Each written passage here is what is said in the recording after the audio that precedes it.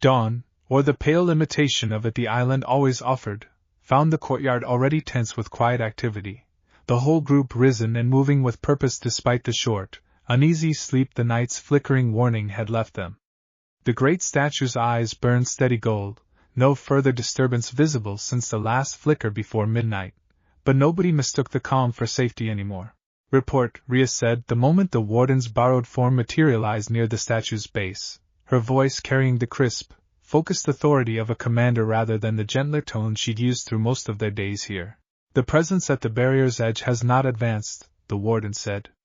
It has, however, grown.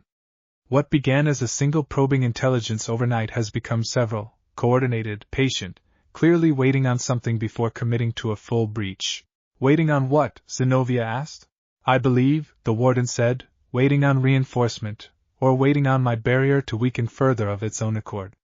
Either way, I no longer believe we have the luxury of the timeline I gave you yesterday morning.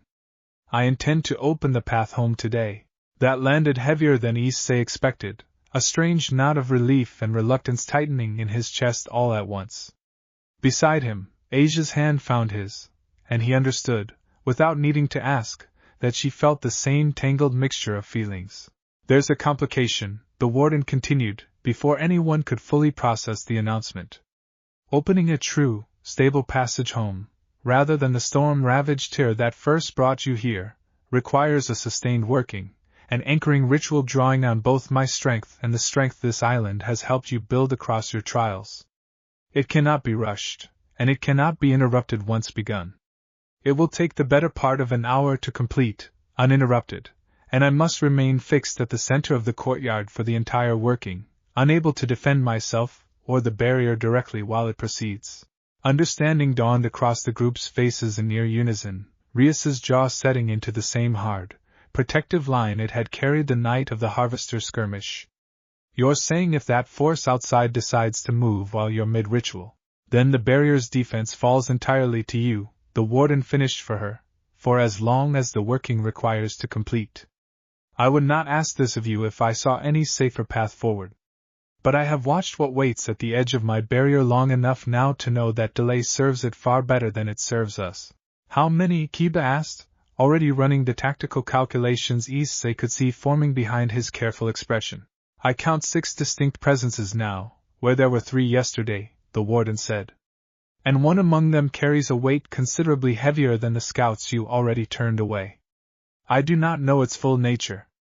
Only that it feels, to whatever senses I still retain, like something meant to finish what a mere reconnaissance party could not. The courtyard fell quiet at that, the weight of the coming hour settling over all of them at once, and it was Rias, finally, who broke the silence with the same steady resolve that had carried her peerage through every trial the island had already thrown at them. Then we hold, she said simply. The same way we held on the plateau. Except this time, we're not just protecting ourselves. We're protecting the one thing standing between us and going home. An hour, Aquino said, testing the shape of the number aloud. We've held longer than that in raiding games with far less reason to. We've never held it against 6 unknowns and something the warden itself can't fully identify, Zenobia said, though there was no fear in her voice, only the same sharp, eager readiness she'd carried into every fight since the trials began. Then we make sure we're the reason they regret trying, Issei said, and felt Drake stir at his wrist in immediate, wholehearted agreement. Rias looked around at her assembled family one final time, taking silent stock of each face in turn, the same careful accounting she'd performed after every trial and every fight since the storm first scattered them across this strange, impossible island. Whatever came through that barrier in the next hour, she understood with complete, unshakable certainty, they would meet it exactly the way they'd met everything else here. Together, and without a single one of them left standing alone. Positions, she said, and the courtyard, so recently a place of quiet farewells and gathered flowers, transformed once more into a battlefield, 8 teenagers and 1 small vampire boy settling into the formation that had already proven, twice now, that it could not easily be broken. The warden knelt at the courtyard's center exactly where the 7 alcoves ringed the great statue's base, its borrowed form settling into stillness with the particular focused concentration of something preparing to hold an enormous weight steady for a very long time. Golden light began gathering around it almost immediately, threading outward in slow, deliberate lines toward each of the 7 small flames still burning in their alcoves, drawing their glow inward to feed whatever working was about to begin. "Once I start," the warden said, its voice already carrying a strained, distant quality, "I will not be able to speak with you again until it completes. Trust what you have already proven to yourselves and to each other. That will carry you further than anything further I could say now." "We've got this," Issei said, and meant it with every fiber of confidence the past week had built in him. The warden inclined its head once, and then the golden light around it flared bright and steady, and it went utterly still, the layered voice falling silent, leaving the courtyard in the particularly charged quiet of a hell-breath before a storm. They didn't have to wait long. The air at the courtyard's edge shimmered first, the same cold, deliberate rupture Issei remembered from the plateau, except wider this time, tearing open across nearly the entire western approach to the ruins rather than a single narrow point. Figures stepped through in a loose, unhurried line, 5 of them in the same dark, featureless cloaks the earlier scouts had worn, and behind them, taller, its cloak edged in something that caught the golden light like dried blood, a 6th figure that radiated a wrongness Issei felt in his teeth before it had even fully cleared the rift. "That's the one," Kiba said quietly, already shifting his stance. The warden wasn't exaggerating. The tall figure's featureless hood turned slowly across the courtyard, taking in the defensive formation, the kneeling, glowing shape of the warden at its center, the great statue rising serene and golden above everything, and when it finally spoke, its voice carried none of the mocking, casual confidence the earlier scouting party had used. It was flat, patient, and utterly without doubt. "So this is what an entire scouting report failed to properly convey," it said. "A sanctuary keeper, mid-working, and 8 strays foolish enough to think they can guard the door while it finishes. Interesting. Costly for you, but interesting." "You're not getting past us," Rhea said, crimson power already gathering at her fingertips, her voice carrying every bit of the command that had steadied this family through storm and trial alike. "I don't need to get past you," the tall figure said. "I only need to occupy you long enough for the working behind you to fail on its own. Sanctuaries like this one are patient, resilient things. But even patience has a breaking point, and I intend to find it today."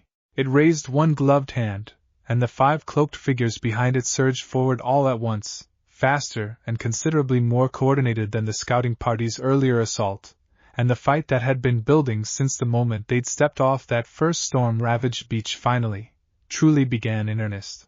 Zenobia met the first attacker head-on, Duran now flashing in a wide arc that forced her opponent back a full step, while Kiba peeled off to cover the gap she'd left, the 2 of them falling into the same practice tandem that had carried them through the Guardian's trial days earlier. Akino's lightning arced overhead, catching a second attacker mid-stride and sending it staggering, though it recovered faster than the Harvester scouts had, already pressing back in with renewed, calculated aggression. Issei felt Drake's power surge hard and immediate at his wrist. "Partner, the leader is not engaging directly. It is watching. Weighing. I do not like what that suggests about its confidence." "Then let's make it regret being confident," Issei said, and drove forward to reinforce Kaniko's flank the instant a third attacker's dark blade swept toward her, the boosted gear's familiar surge of doubling strength settling over him like a second skin. Behind the front line, Asia worked without pause, her healing light flaring bright and constant, closing a shallow cut along Zenovia's shoulder almost as fast as it opened, steadying Irina's balance the instant a glancing blow nearly took her footing, and Gasper, stationed close beside her exactly as before, called out warnings a half-second before each new opening, his sharp vampire senses proving, once again, every bit as valuable to the fight as anyone's blade or magic. "Formations holding," Rias called, crimson power scoring a hard, direct hit against the 4th attacker, driving it back toward the rift's edge, "but they're not tiring the way the scouts did." "They're not scouts," Kiba shot back, parrying a blow that would have opened a serious wound if it had landed clean. "They're the real thing. We adjust or we lose ground." Issei glanced past the immediate chaos of the fight toward the courtyard's center, where the warden knelt utterly still, golden light streaming steadily from it into the 7 alcoves, entirely unguarded, entirely dependent on the family fighting to keep every single attacker from ever reaching that quiet, vulnerable circle of light. He set his jaw, felt the boosted gear's power build another full stage higher, and drove back into the fight with everything he had, because there was no version of this hour where he let anything reach the one guide who had spent an entire week making absolutely certain none of them ever had to face something alone. The fight ground on, minutes stretching into what felt like far longer, the courtyard's pale stone scarred now with scorch marks from Akino's lightning and deep gouges from Zenovia's blade, the 5 cloaked attackers proving considerably more resilient than the scouting party had, absorbing hits that should have ended the exchange and pressing back in with renewed, calculated aggression each time. Issei felt the strain of it building in his own limbs, boosted strength or not, the particular exhaustion of a fight that refused to break in anyone's clear favor. Time check, Rias called, driving her crimson power hard into the attacker pressing her flank, forcing it back another grudging step. 15 minutes, Kiba answered, breathing hard. Warden said the working needs the better part of an hour. We're not even a quarter through. Then we adjust, Rias said, and Issei recognized, in the sharpening focus behind her eyes, the same tactical recalibration she'd used in every raiding game he'd ever fought beside her in. Zenovia Kiba collapsed toward the center. Akino, Kaneko, widen out and pull 2 of them away from the main cluster. We can't win this as one solid wall against 6 coordinated fighters. We win it by making them fight us on ground we choose. The formation shifted at her call, fluid in practice despite the chaos, Zenovia and Kiba pulling back tighter toward the courtyard's heart, while Akino's lightning carved a deliberate path wide to the left, drawing 2 of the cloaked attackers after her with Kaneko matching her pace a half-step behind, peeling them cleanly away from the tighter knot forming around Rias and Issei. It worked, the pressure on the front line easing just enough for Issei to catch his breath, Drake's voice rising sharp and urgent at his wrist in the same instant. Partner, the leader moves. Issei's head snapped up in time to see the tall, cloaked figure finally step forward from where it had watched the entire opening exchange with patient, unhurried interest, moving not toward the fight itself but in a slow, deliberate arc toward the courtyard's center, toward the warden's kneeling, undefended form. It's going for the warden, Issei shouted, already breaking away from Rias's side to intercept, and felt rather than saw Rias fall into step immediately behind him, the 2 of them cutting across the courtyard on a collision course with the one enemy either of them intended to let anywhere near the vulnerable circle of golden light at its heart. The leader turned to meet them without any visible concern, raising one gloved hand almost lazily, and the dark energy that gathered there felt, even from several strides away, nothing like the crackling, aggressive power the cloaked scouts had wielded on the plateau. This was colder, heavier, patient in a way that set every instinct Issei owned screaming a warning. The Sekyudai, the leader said, almost thoughtfully, as the first exchange of blows rang out between them, Issei's boosted strength meeting a defense that barely seemed to register the impact at all. And the Gremry heiress herself, abandoning the fight to protect a dying sanctuary keeper. Sentiment. How predictable, and how costly it's about to prove. You talk a lot for someone who hasn't landed a single hit yet, Rias shot back, crimson power flaring bright and sharp, forcing the leader's guard to actually shift for the first time since it had entered the fight. Patience, the leader said, almost fond, has always served me rather better than haste. Your family fights well, heiress. Better than any report suggested it should. But well is not the same as enough, and I intend to prove the difference before this hour is finished. It moved then, faster than either of them fully anticipated, dark energy coiling around one arm and driving toward Rias in a blow that would have connected solidly if Issei hadn't thrown himself into its path at the last possible instant, boosted strength absorbing the impact with a jarring, teeth-rattling force that still sent him skidding back several full strides across the scarred stone. I see. Rias's voice, sharp with alarm, and he waved off the concern even as he shook the ringing out of his skull, planting his feet again between the leader and the warden's still, undefended form. I'm fine, he said, and meant it, Drake's power already surging to compensate, building toward a threshold he'd learned, across countless fights before this one, meant he was getting close to something worth pushing for. But you're not getting past me. Not today. The leader studied him for a long, measuring moment, something that might have been genuine interest flickering behind its featureless hood. Bold words, from someone already showing the first cracks in his defense. But bold, at least, is more entertaining than the usual desperate posturing I've grown accustomed to. Let's see exactly how far that boldness carries you. It came at him again, and this time Issei met it head-on, refusing to give another single step of ground, because somewhere behind him, close enough to feel the golden warmth of it against his back, the one guide who had spent an entire impossible week teaching this family how to hold together against absolutely anything was still kneeling, still working, still trusting every one of them to be exactly enough. The blow that finally cracked something loose in Issei wasn't the leader's, though it came close enough to leave a fresh, deep ache along his forearm that even his boosted resilience couldn't entirely shrug off. It was the sight, caught in the corner of his vision during a brief lull in the exchange, of Asia stumbling for the first time all fight, her healing light flickering as exhaustion finally caught up with the relentless pace she'd been maintaining, closing wound after wound without a single break to recover her own strength. Asia! The shout tore out of him before he'd consciously decided to make it, and for one terrible instant his attention split, half on the leader still pressing its patient, methodical assault, half on the far side of the courtyard where Gasper was already catching Asia's arm, steadying her, calling out for a rotation the moment her legs threatened to give entirely. The leader, predictably, capitalized on the split attention instantly, dark energy surging forward in a blow aimed squarely at the opening Issei's distraction had left, and he barely managed to twist clear of it, feeling the edge of that cold, heavy power scrape past close enough to raise the hair along his arms.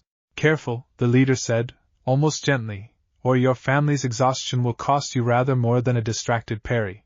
Don't talk about my family, Issei said, and felt something shift inside him, not panic, not fear, but a hard, focused clarity that burned away everything except the simple, absolute certainty that he would not let this fight end with any of them paying the price the leader was so calmly promising. Drake's voice rose in his mind, steady and sure despite the strain of the fight. Partner. I feel it building in you. The same threshold you crossed against Valley, and against Loki, and against every impossible thing you've refused to accept losing to. Do you trust it? Completely, Issei said, out loud, and felt the boosted gear's power surge past every limit he'd been holding it to throughout the fight, green light blazing bright along his gauntlet as boost stacked on boost in rapid, deliberate succession, the familiar mechanical voice counting each one aloud in a rhythm that had carried him through every impossible fight of his entire life as a devil. The leader's featureless hood tilted, something in its posture shifting from patient confidence into genuine, careful attention for the first time since it had stepped through the rift. Interesting, it said again, though the word carried less amusement now, and considerably more caution. Issei didn't wait for it to finish weighing him.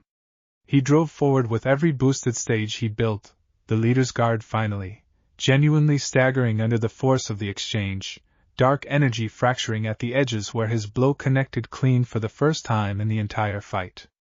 He pressed the advantage immediately, refusing to let the opening close, and behind him, he heard the fight's wider rhythm shift as well, Zenovia's blade finally driving one of the cloaked attackers back through the rift's shimmering edge, Kaneko and Akino working in perfect, brutal tandem to overwhelm a second. Kiba and Irina closing the gap on a third with a coordinated strike that ended the exchange in a single decisive motion. Regroup on the leader. Ryus's voice rang out clear and commanding across the courtyard, and one by one, as each of their own fights resolved in their favor, the rest of the family began converging, closing the distance toward the one remaining threat still standing between them and the golden, undefended light at the courtyard's heart. The leader, watching its scouts fall one after another and the family's full, combined attention beginning to turn toward it, took a single measured step backward, its earlier patience giving way, at last, to something that read unmistakably as recalculation. 8 against 1, it said, was never the wager I intended to make today. Interesting, Sekyudai. Genuinely interesting. I will remember this cost, and I promise you, the next time we meet, it will not be a cost I pay so cheaply again. Then don't come back, Ryus said, crimson power blazing bright at her fingertips as she came to stand shoulder to shoulder with Issei, the rest of the family closing ranks around them in a tight, unbroken circle. The leader studied the assembled family for one final, measuring moment, then raised one gloved hand, and the rift it had first stepped through tore open again at its back, wide and waiting. A tempting offer, Eris. But I don't believe either of us truly expects me to take it. It stepped back through the rift without further ceremony, and the tear sealed shut behind it with the same cold, deliberate finality it had opened with, leaving the courtyard in sudden, ringing silence, broken only by the ragged breathing of 8 teenagers and one small vampire boy, standing bruised and exhausted but entirely, unmistakably victorious around the still, golden, undisturbed light of the warden's ongoing working. They held their positions around the warden's still, kneeling form for the remainder of the working, nobody willing to fully relax until the golden light finally, gradually began to ease back from its brightest peak, the 7 small flames in their alcoves dimming in careful, deliberate unison rather than the abrupt flicker that had signaled danger the night before. When the warden's borrowed form finally stirred, lifting its head slowly, the strain of the past hour visible in every line of its posture, the whole family let out a breath none of them had quite realized they'd been holding since the moment the leader first stepped through that rift. "It is done," the warden said, voice rough but steady. "The passage home stands open, stable, and waiting." And its blue eyes moved slowly across the assembled, battered family, taking in scorched stone and healing bruises and the particular exhausted, triumphant closeness of people who had just fought and won something genuinely difficult together. You held it. Every single minute of it, against a threat I confess I underestimated even after everything I already knew about the harvester's patience. Barely, Zenobia admitted, though there was no real complaint in the word, only the honest accounting of a fight that had asked everything of them and very nearly gotten it. "Barely is still victory," the warden said, rising fully now, its strength visibly returning with every passing moment now that the working no longer demanded its full concentration. "And I do not believe I have ever watched Barely look quite so thoroughly earned." Asia, still a little unsteady from the exhaustion of maintaining her healing through the entire fight, was already being fussed over by both Kaneko and Irina in equal measure, the two of them practically forcing her to sit while Rias knelt to check the depth of her exhaustion with careful, genuine concern. "I'm all right," Asia insisted, though the tired smile she managed carried plenty of honest gratitude for the fussing anyway. "Just tired." "Good tired, though. The kind that means it worked." "It worked because you never once let a single wound go unattended," Rias said, brushing a strand of hair gently from Asia's face. "That's not a small thing, Asia. That's the reason half of us are standing here well enough to celebrate at all." Issei, still catching his own breath from the fight's final stretch, found the warden's attention settling on him specifically, its blue eyes carrying an expression that, on a face with more capacity for it, might have been called deeply, genuinely proud. "You crossed the threshold in that fight," it said. "I felt it, even mid-working. Whatever that leader intended when it tested your resolve, I do not believe it walked away from the answer feeling particularly confident about the next attempt."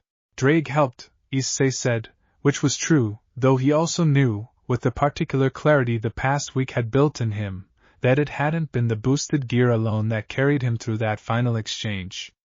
It had been every single trial, every offered fear, every moment of trust this whole family had built together across days that felt, somehow, both far longer and far shorter than a single week should reasonably allow.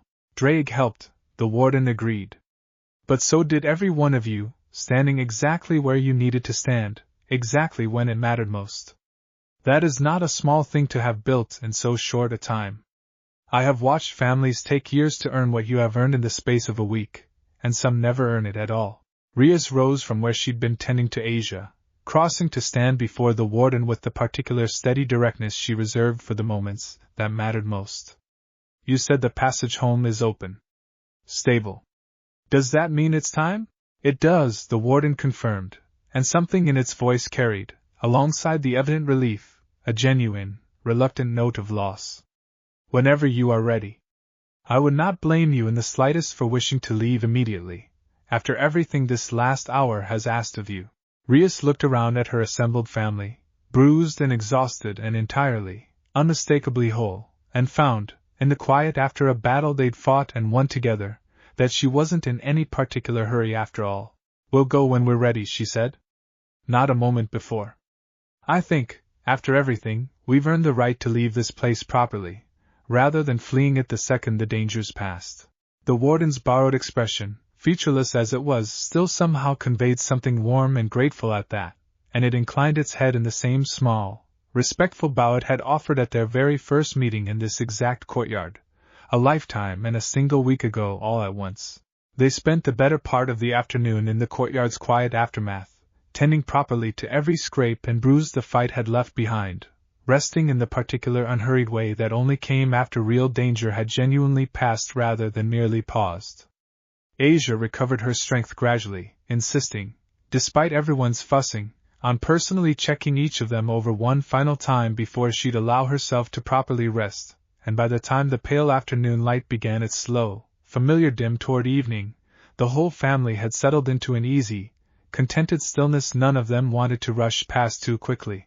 Issei found himself, eventually, seated alone near the great statue's base, tracing the same carved script he'd somehow found himself able to read that morning, family proven is family kept, when the warden's borrowed form settled beside him with the same easy, patient presence it had offered every single evening since the trials began.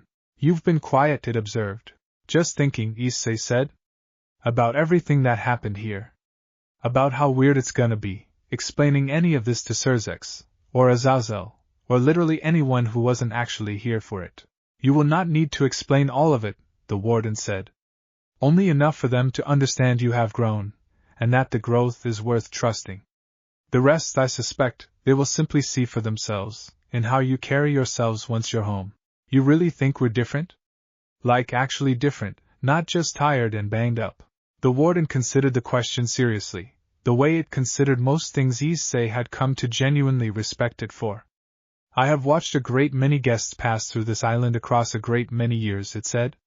"Some leave exactly as they arrived, having survived the trials without truly letting them change anything underneath. You are not among them. I watched each of you offer up fears you had carried silently for years, watched you carry water up an entire mountain rather than let any single one of you shoulder the weight alone, watched you fight, twice now, with your bodies placed deliberately between danger and each other without a moment's hesitation. That is not survival, Issei. That is transformation, freely chosen, and I do not believe it will fade the moment you step back through that passage." Issei let that settle, warm and solid in his chest, and found he believed it completely. "Thank you," he said, "for all of it. Even the parts that sucked. Especially those, probably." "You are entirely welcome," the warden said, something almost fond in its layered voice. "Though I suspect, given how thoroughly this family has proven itself capable of finding its own way forward, that you would have arrived at everything this island taught you eventually, regardless of whether I'd been here to guide the process. I merely provided the occasion. You provided everything that actually mattered." Across the courtyard, Rias had gathered the rest of the family into a loose circle, and at her quiet, deliberate signal, Issei rose and crossed to join them, understanding, without needing to be told, that the moment of departure had finally, gently arrived. "Before we go," Rias said, once Issei had settled into the circle beside Asia, "I want to say something properly, while we're all still here together, in the place that made it true." She looked around at each face in turn, the same careful, deliberate accounting she'd performed after every trial and every fight. "Whatever we face when we get home, the harvesters, the factions, anything at all, I am more certain than I have ever been in my life that we'll face it as exactly what this island helped us become. Not a peerage. A family. And I don't intend to ever let either of those words feel separate again." A quiet, warm murmur of agreement rippled around the circle, and Akino, breaking the solemn weight of the moment with the easy warmth she always brought to exactly the right instant, reached over to ruffle Issei's hair with open affection. "Well said, Rias. Though I notice you managed an entire speech without a single joke, which is very unlike either of you at this point."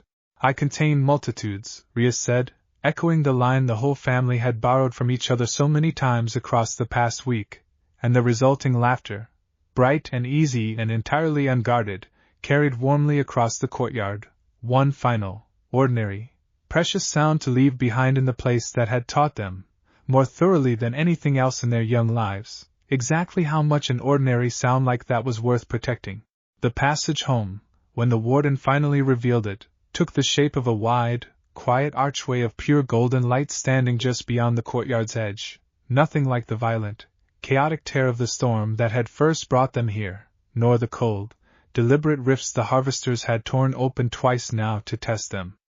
It simply stood, patient and warm, waiting for them to choose the moment of their own leaving rather than having the choice torn away by forces outside their control. It will return you to the exact moment you left, the warden explained, its borrowed form standing beside the archway with the same careful, respectful presence it had offered throughout the entire journey. Your world will not have noticed your absence at all. Only you will carry the memory of everything that happened here. That seems almost unfair, Irina said, only half joking. All of that, and nobody back home will ever fully understand what it actually cost us to earn it. Perhaps, the warden said. But I have found, across a great many guests and a great many years, that the things worth carrying rarely need an audience to be real. You will know what this cost, and what it gave you in return, and I do not believe that knowledge requires anyone else's understanding to remain exactly as valuable as it is. One by one, the family said their goodbyes, Gasper hugging the warden's borrowed form with open, uncomplicated affection that seemed to genuinely startle it for a moment before it returned the gesture with careful gentleness. Kaneko offered a quiet, sincere thank you that carried more warmth than her usual reserved demeanor typically allowed. Zenobia shook its hand with the same firm, respectful directness she brought to everything, promising, with typical bluntness, that she intended to hold it to its word about staying in contact. Kiba lingered a moment longer than most, something thoughtful in his expression as he finally spoke. Thank you for this place existing in the first place. For being the kind of guardian who actually wanted us to leave better than we arrived, instead of just testing us for its own sake. That has always been the entire point, the warden said simply. I am glad, more than I have words to properly express, that you understood it so completely. Akino's farewell carried her usual playful warmth, though something genuine and unguarded showed clearly underneath it. Take care of yourself, properly this time. No more nearly collapsing from overexertion on our account. We rather like knowing you'll still be here, whole, whenever we manage to visit. I will do my best, the warden promised, though I confess your account is precisely the sort I find myself most willing to overexert on behalf of. Asia hugged at last among the group proper, quiet and sincere, and when she finally stepped back, her eyes were bright with tears that carried far more gratitude than sorrow. Thank you for helping me believe I'm worth more than what I can do for people. I don't think I'll ever forget that, no matter how far away this island ends up feeling. You were always worth it, the warden said gently. I merely helped you notice what was true the entire time, which left only Rias and Issei, standing together before the golden archway while the rest of the family gathered a respectful step back, and the warden regarded the two of them with something that, on a more human face, might have carried the particular fondness reserved for the ones who had first found each other on that storm-ravaged beach and never once let go since. You began this journey together, it said, and it seems fitting you should be the ones to close it. I have watched this family grow closer across every single trial this island offered, but I confess, the bond between the two of you specifically has been a particular privilege to witness unfold. Rias's cheeks colored faintly, though she didn't deny it, reaching over instead to take Issei's hand with the same easy, natural certainty that had settled between them across the entire week. We'll be back, she said. Properly, when things are calmer. I meant what I said about not letting this connection simply fade once we're home. I will hold you to that, the warden said gladly. Now go. Your world is waiting, and I do not believe, after everything you've already proven here, that it has any real idea yet of exactly what it's about to welcome back. Rias looked at Issei, and Issei looked back at her, and together, hand in hand, with their whole family gathered close behind them, they stepped through the archway's warm golden light, and the last thing Issei registered of the island that had asked so much of them, and given back so thoroughly in return, was the great statue's carved eyes, still burning steady and warm, and the quiet, patient presence of a guardian who had spent a lifetime proving that no stray creature, however lost, was ever truly beyond saving. The raiding game arena snapped back into existence around them with none of the violence the original storm had carried, simply resuming, mid-breath, exactly where it had been torn away, the bruised, purple sky overhead already beginning to clear as though it had never fully turned that impossible color at all. Issei staggered slightly at the abrupt transition, Asia's hand tightening in his. The same instant Rias's voice rang out clear and commanding across the battlefield, exactly as it had in the final moments before the storm first hit. Peerage, regroup. Now! They came together instantly, the same practice formation that had carried them through every trial the island had asked of them, and it was only in the sudden, startled silence that followed, the compromised Katara fighters across the field freezing mid-motion at the sight of a fully intact, entirely unshaken Gremry peerage reassembling with a cohesion that hadn't been remotely present before the storm interrupted them. That Issei understood, fully, exactly how little time had actually passed. They don't even know, he murmured, half to himself, watching the confusion ripple visibly across the opposing side's ranks. They don't need to know, Rias said, crimson power already gathering at her fingertips with a confidence that carried something new in it now, something the warden's careful, thorough trials had clearly built into permanent, lasting foundation. They just need to feel the difference. The remainder of the match ended almost embarrassingly quickly after that. The Katara fighters, already compromised and clearly counting on confusion that never fully materialized, finding themselves outmatched at every turn by a peerage moving with a coordination that had, in the space of what felt like an entire week to everyone who lived it, been forged into something considerably sharper than mere training could have produced. Zenobia and Kiba anchored the front with the same seamless tandem the Guardian's trial had taught them. Akino and Kaneko peeled off to flank with practiced, wordless efficiency. Asia's healing kept pace without a single wasted motion, and Issei, when the moment finally called for it, boosted past his limits with the same hard, focused clarity that had carried him through the leader's final assault, ending the match with a decisive strike that left absolutely no doubt about the outcome.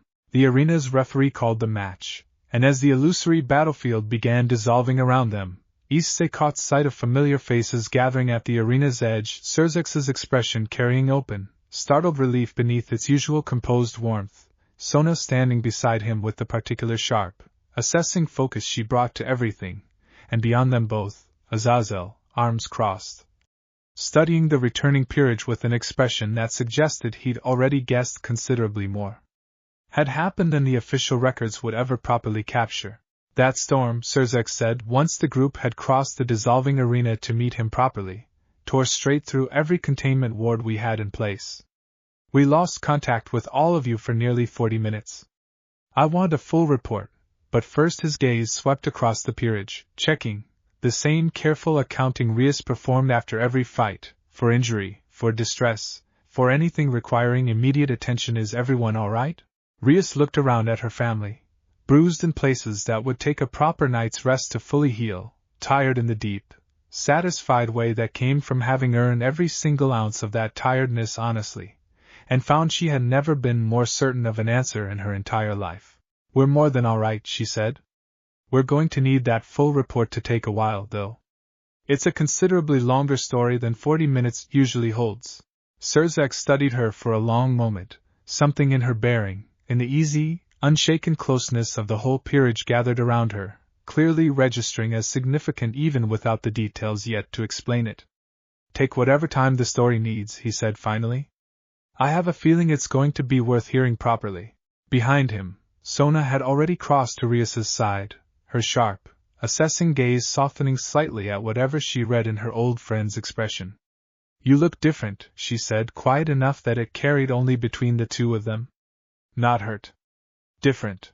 I am different, Rias admitted, and found, saying it out loud for the first time back in the world that had known her before the island ever existed, that the admission carried nothing but quiet, settled pride. We all are. I'll tell you everything, Sona. I promise. Just give us tonight first. I think we've earned one proper, uninterrupted night to simply be a family that made it home together. Sona held her gaze a moment longer, then nodded, the particular understanding of someone who had known Rias long enough to recognize when a request deserved to be honored without further question. Tonight, then? But Rias. She glanced past her shoulder, toward the rest of the peerage gathering loosely behind them, tired and whole and unmistakably closer than Sona had ever seen them look. Whatever happened to all of you out there? I'm glad it happened together. They gathered that evening in the Occult Research Club's familiar clubroom, windows thrown open to let in the ordinary, unremarkable evening air of Ko, and for a long while nobody said very much at all, content simply to occupy the same space they'd occupied 100 times before the storm. Except now carrying the particular weight of everything that had happened between one breath and the next in a world outside had never noticed passing. Feels strange, Kiba said eventually, settling into his usual seat near the window. Being back here. Like putting on clothes that don't quite fit the same way anymore. Good strange, though, Kaneko said, curled into her own familiar corner with Gasper already half asleep against her side, exactly as he'd been through so much of the past week. I think I like who I am in these clothes better than who I was before we left. Issei, seated on the worn couch with Asia leaning comfortably against his shoulder, found himself agreeing completely. The clubroom looked exactly the same as it always had, and yet everything about how the family occupied it felt subtly, permanently different, closer in 100 small, ordinary ways that hadn't been quite so effortless before the island taught them how to build them properly. You think the warden's watching us right now? Irena asked, glancing toward the window with open curiosity. Like checking in, to make sure we made it home all right? I'd bet on it, Zenobia said, settling into the chair across from her. It didn't strike me as the type to simply let go the moment the passage closed behind us. Rias, seated at her usual desk with the particular calm authority she'd carried since the moment she stepped back through the golden archway, allowed herself a small, private smile at that. I intend to find out properly, once things settle. I meant what I told it. This isn't goodbye. Not really.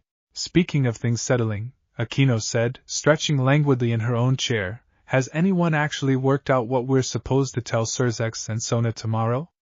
Because we spent a week on a magical island being tested by an ancient guardian while fighting off a faction that hunts strays is going to raise some questions I'm not entirely sure we're ready to answer. We tell them the truth, Rias said simply. All of it. The harvesters are a real threat, and pretending otherwise to avoid an awkward conversation isn't the kind of family I want us to be anymore. We faced worse than an uncomfortable debrief this past week. We can face this too.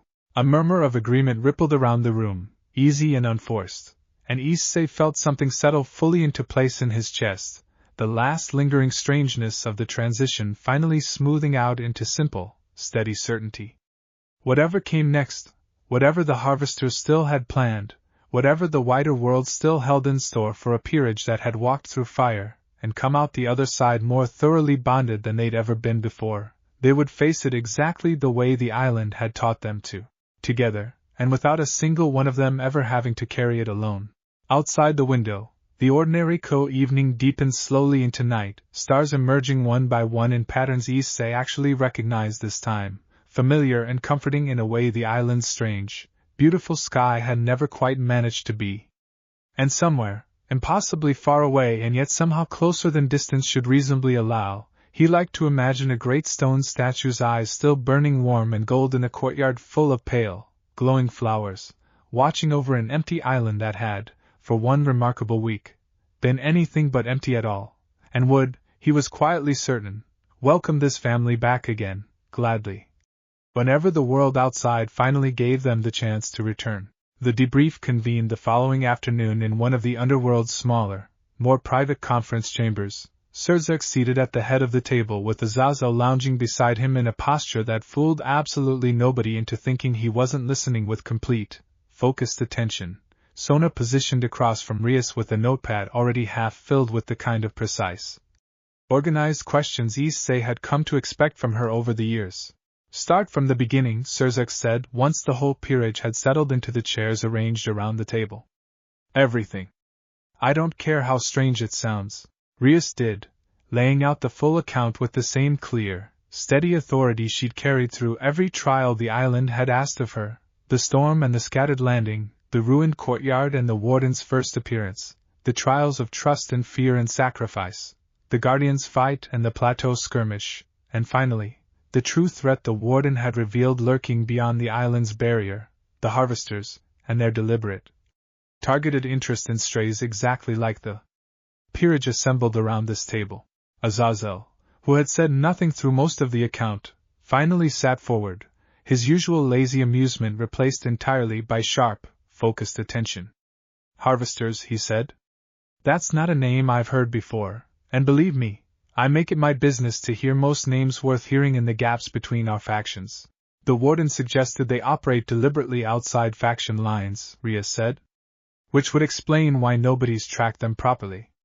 No single side has enough visibility into the other's territory to notice a pattern spread thin across all of them.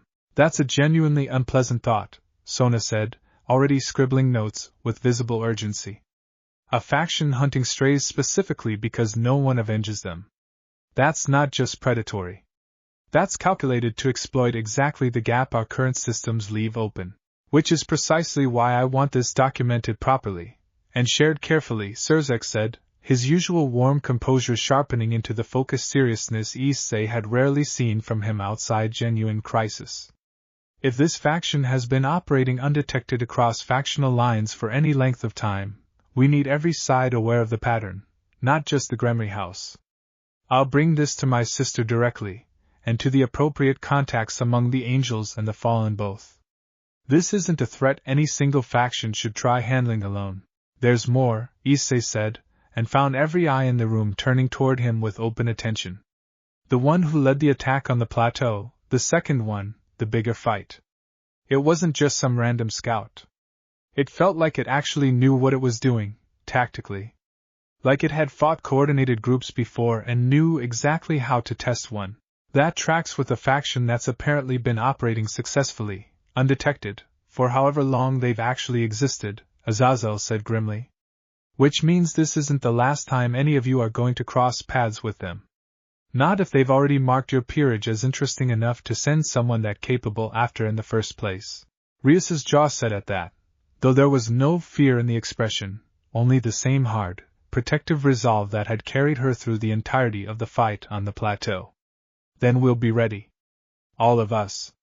That's rather the entire point of what happened on that island. We're not the same peerage that got pulled into that storm a week and 40 minutes ago. Serzak studied his sister for a long, careful moment, something warm and unmistakably proud settling behind his usual composed expression. No, he agreed. You're really not, are you? I confess I expected to find all of you shaken, perhaps traumatized, after 40 minutes that apparently held an entire week's worth of danger. Instead I find you sitting here calmly briefing me on a previously unknown hostile faction like seasoned veterans. We had good teachers, Aquino said, a fond, private smile tugging at the corner of her mouth that only the rest of the peerage fully understood the weight of. I'd like to hear more about this warden, Sona said, tapping her pen thoughtfully against her notepad. An ancient guardian, tending a hidden sanctuary for strays across centuries, apparently willing to fight for its guests at real personal cost. That's not a resource any of us should simply let slip back into obscurity once this meeting concludes. It's not a resource, Rias said, a little sharper than she'd intended, though she didn't soften the correction. It's an ally, and hopefully, in time, something closer to a friend. I'd ask that everyone in this room remember that distinction, if we're going to be discussing it at all. Sona held her gaze for a moment, then inclined her head, accepting the correction with the same easy respect she'd always extended Rias across years of friendship. Noted and agreed. An ally, then? One I'd very much like the chance to meet properly, if the opportunity ever arises. I intend to make sure it does, Rias said. We made a promise before we left. I don't plan on letting it go unkept. Serzek let the moment settle, then rose from his seat, the formal weight of the debrief easing into something warmer, more personal, as he crossed to rest a hand briefly on Rias's shoulder. Then we'll handle the harvesters properly, as a shared concern across every faction willing to listen. And you'll take whatever time you need to properly rest and reconnect with everything waiting for you here at home. You've clearly earned both. Thank you, Rias said, and meant it fully, the last of the formal tension in the room finally easing into something closer to relief. 8 teenagers and one small vampire boy sitting a little straighter, a little lighter, in the quiet, settled knowledge that the world they'd returned to, however unaware of everything they'd survived, was finally, properly listening. They scattered slowly back into ordinary life over the following days, the particular quiet adjustment of a family relearning how to occupy a world that had continued on without them even as they'd lived through an entire transformative week in the span of 40 absent minutes. Issei found the transition easier than he expected, the easy closeness the island had built settling naturally into their ordinary routines rather than fading the way he'd half feared it might once the immediate danger passed.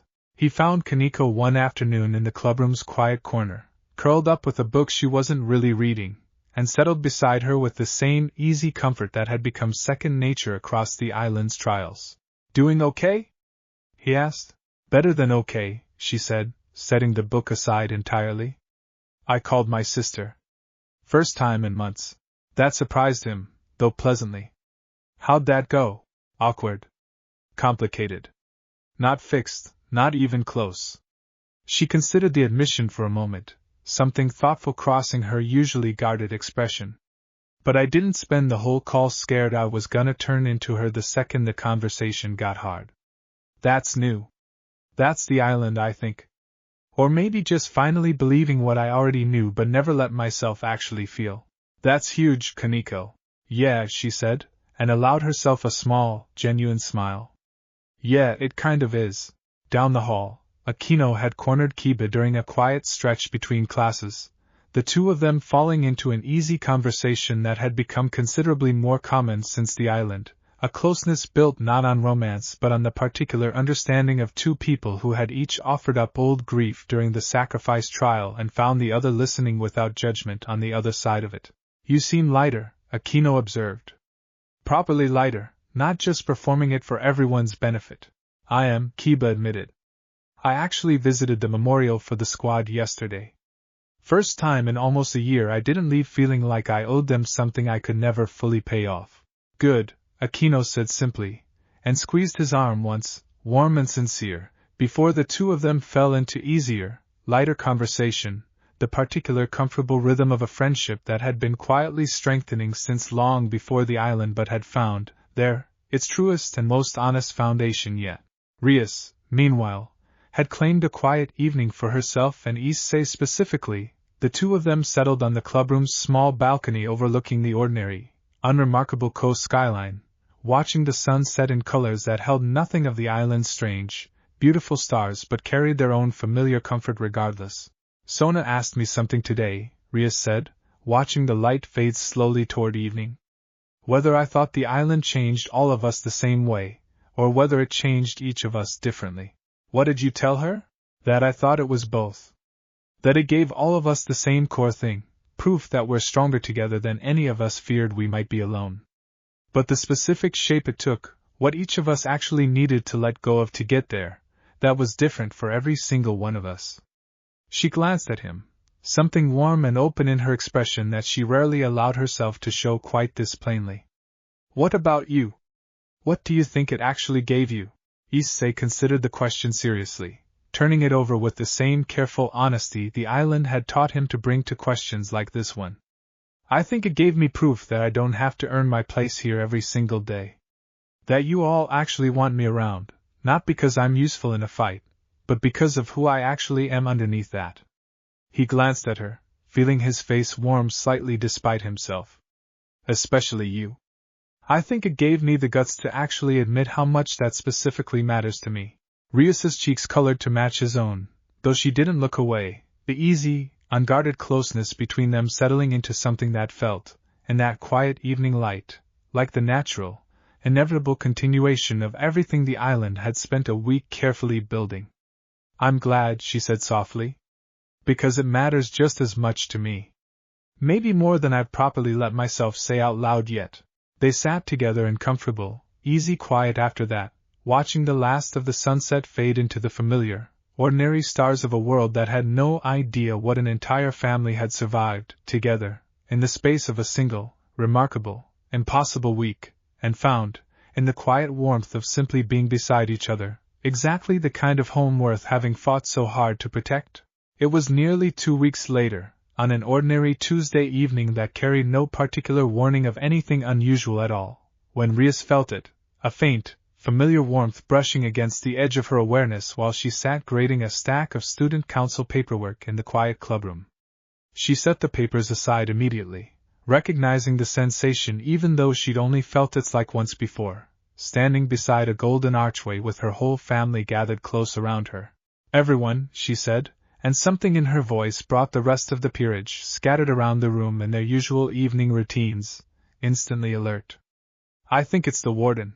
A small, delicate flower bloomed into existence on the clubroom windowsill even as she spoke, pale and faintly glowing, unmistakably identical to the ones that had grown wild across the island's ruined courtyards, and beside it, resolving slowly out of the same soft, golden light the warden had always carried, a small, simple note written in careful, old-fashioned script. Rias crossed to retrieve it immediately, the whole family gathering close around her shoulder to read it together. "The island remembers you," it read.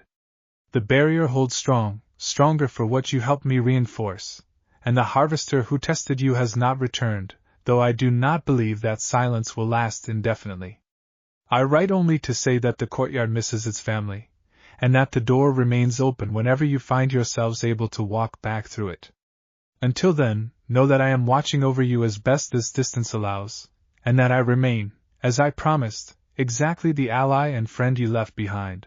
Beneath the note, in a final line added almost as an afterthought, ran a short postscript that had Akino laughing softly the moment she read it aloud. "The flower will not wilt." I made certain of that particular detail personally. It remembered, Asia said, quiet and delighted, reaching out to touch the pale petals with the same gentle reverence she'd shown the very first flowers she'd found on that first strange morning. "About the flowers not wilting. That we noticed." "Of course it remembered," Issei said, grinning. "Pretty sure that thing doesn't forget anything that actually matters." Rias read the note through once more, something warm and settled easing fully into place in her chest, the particular certainty that came from a promise kept exactly as it had been made. She glanced around at her family, gathered close around a single small flower and a handful of careful, old-fashioned words, and felt, not for the first time since they'd stepped back through that golden archway, the full, quiet weight of exactly how much that strange, difficult, remarkable week had actually given them. "We should write back," she said. "Properly. And I think, once things settle a little further with the harvester situation Surzex is coordinating, we should plan an actual visit. Not an emergency. Not a rescue. Just going back, the way you'd visit any family you cared about." "I'd like that," Kiba said, and the murmur of agreement that followed carried around the whole room with easy, unanimous warmth. Outside the clubroom window, the ordinary evening deepened slowly into night, and on the windowsill, the small, pale flower continued its soft, steady glow, a quiet, permanent reminder that whatever the harvesters still had planned, whatever challenges the wider world still held in store for a peerage that had walked through fire and come home closer than they'd ever been before, they carried with them now something the storm could never have taken and the harvesters could never fully threaten. A family, proven and kept, exactly as the island's carved stone had promised, and a home waiting patiently for them on the other side of a golden door that would, they now knew with complete and settled certainty, always remain open. Not every part of the leader's retreat from the courtyard fight had been quite as clean as the family's relief in its immediate aftermath suggested, a fact Issei only fully understood a few days later, when Gasper approached him hesitantly during a quiet afternoon in the clubroom, clearly working up the nerve to say something that had been sitting with him since the battle. "Can I tell you something?" Gasper asked. "About the fight. Something I haven't mentioned to anyone yet." "Course," Issei said, setting aside the homework he'd been only half-heartedly attempting, giving Gasper his full attention. When the leader stepped back through the rift, Gasper said slowly, right before it closed all the way, "I saw something. Just for a second. It looked back at all of us, and I don't think it was looking at you, or Bucho, or anyone in the front. I think it was looking at me." Issei felt a small, cold prickle of unease at that, though he kept his expression steady for Gasper's sake. "Did it say anything? Do anything?" "No. Just looked. But it felt like it was, I don't know, cataloging something. Like it noticed I wasn't fighting the way the rest of you were, and it was filing that away for later." Gasper twisted his hands together nervously. "I didn't want to bring it up during the debrief because I didn't want everyone thinking I'd messed something up by not being useful enough in the fight." "Hey!" Issei said a firm, reassuring hand on Gasper's shoulder. You weren't supposed to be fighting directly. That was the plan, remember? You calling out warnings probably saved Irina from getting hit at least twice that I personally saw. That's not being useful. That's just a different kind of useful than swinging a sword. I know, Gasper said, though he still looked uncertain. It's just, if it was specifically noticing me, singling me out somehow, I keep wondering why. What's different about me that would make some scary harvester leader pay extra attention? Issei considered the question seriously, because it deserved a serious answer rather than easy reassurance. Honestly? I don't know. But I think whatever it is, it's not something you need to carry alone, same as everything else this family's figured out how to carry together lately. We tell Bucho. We tell Surzex, if it turns out to matter. And whatever the harvesters are planning around it, we face it exactly the way we faced everything else on that island. Gasper managed a small, grateful smile at that, some of the tension easing from his shoulders. Together, Issei confirmed, and made a mental note to bring it up with Rias the moment he found her alone, because whatever the leader's parting attention had actually meant, he had no intention of letting it fester unaddressed simply because the immediate danger of the fight itself had already passed. He found the opportunity that same evening, catching Rias alone in the student council room after her usual duties had wound down, and relayed Gasper's account carefully, watching her expression sharpen with the same focused attention she brought to every piece of information that might affect her family's safety. That's concerning, she said, once he'd finished. Though I'm not entirely surprised. The harvesters clearly do their research before committing to a target. If they'd been watching our peerage even before the storm, they likely already knew Gasper's abilities extend well beyond what he showed in that fight. His sacred gear, Issei said, working through the implication. The forbidden Bellevue. That's the kind of power a group like the harvesters would want, isn't it? Not just casual interest. Actual, specific interest. Possibly, Rias said. I don't want to alarm him further without more information, but I do want to make sure he's never left alone in any situation where the harvesters might have an opening. Quietly. Carefully. The same way we've learned to look out for each other since the island. Yeah, Issei agreed. Yeah, that's exactly the plan. Rias was quiet for a moment, turning the new piece of the puzzle over with obvious care before speaking again. I think it might be time to send that message to the warden a little sooner than I originally planned. Not just to visit. To ask if it knows anything more specific about what the harvesters actually want from strays with Gasper's particular kind of power. It's lived through centuries of guests. If any single kind of ability has drawn their attention before, I'd wager it would know. Good call, Issei said, and felt, not for the first time since they'd returned home, a fresh, quiet gratitude for a king who never once let a genuine concern go unaddressed simply because the easier path would have been pretending not to notice it at all. They drafted the message together that same evening, careful and specific, and sent it the same way the warden's own note had arrived, watching the small pale flower on the windowsill absorb the folded paper into its glowing petals before it dissolved entirely into the same soft, golden light that had carried them safely home in the first place. One more quiet thread connecting them back to the island, and the guardian. That had taught this family everything it now knew about facing danger. Honestly, together, and without ever once pretending a real concern was too small to matter. The response came faster than any of them expected, arriving 2 mornings later in the same soft glow of golden light, the small pale flower on the windowsill brightening briefly before a fresh note resolved itself in the same careful, old-fashioned script. Longer this time, and considerably more sober in tone than the warmth of the first message had carried. Your instincts serve you well, it read. I have encountered the harvester's particular interest in sacred gears of significant, rare power more than once across my long tending of this island, though I confess I did not think to warn you of it directly before you left, believing the more immediate threat sufficiently addressed. I was wrong to make that assumption, and I am sorry for the oversight. The young vampire's abilities, if they are what I suspect them to be, would indeed mark him as a considerably higher priority target than the rest of your peerage, valuable enough that the leader's parting attention was very likely exactly the deliberate cataloging your youngest sensed it to be. Rias read the words aloud slowly. The whole family gathered close around the windowsill in the early morning light, and felt the weight of the warning settle heavily over the room despite the note's careful, measured tone.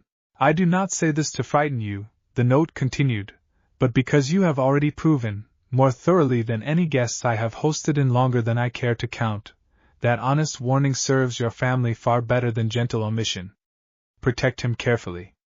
Do not isolate him out of fear, for isolation breeds exactly the vulnerability a hunting faction like the Harvesters knows how to exploit. Instead, keep him close, keep him surrounded, and trust that the same bond which carried all of you through my trials will serve him just as well against whatever attention he has now, unfortunately, drawn. Gasper, listening to the note with wide, uncertain eyes, looked up at Rias with an expression that carried more fear than he'd shown even during the courtyard fight itself. Bucho, if they're specifically after me, maybe I should, I don't know, stay somewhere safer. Somewhere that doesn't put the rest of you at risk just for keeping me close. Absolutely not, Rias said, immediate and firm, kneeling to meet him properly at eye level. That is exactly the kind of thinking the warden just warned us against. You are not a liability to isolate for everyone else's convenience. You are family, and family doesn't solve a threat by pushing the person it's aimed at further away. We solve it the way we solved everything on that island. Together.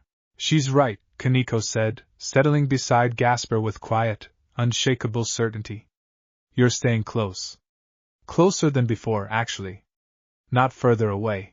I'll teach you a few defensive basics myself, if you're willing, Zenobia offered, an unusually gentle note in her typically blunt delivery.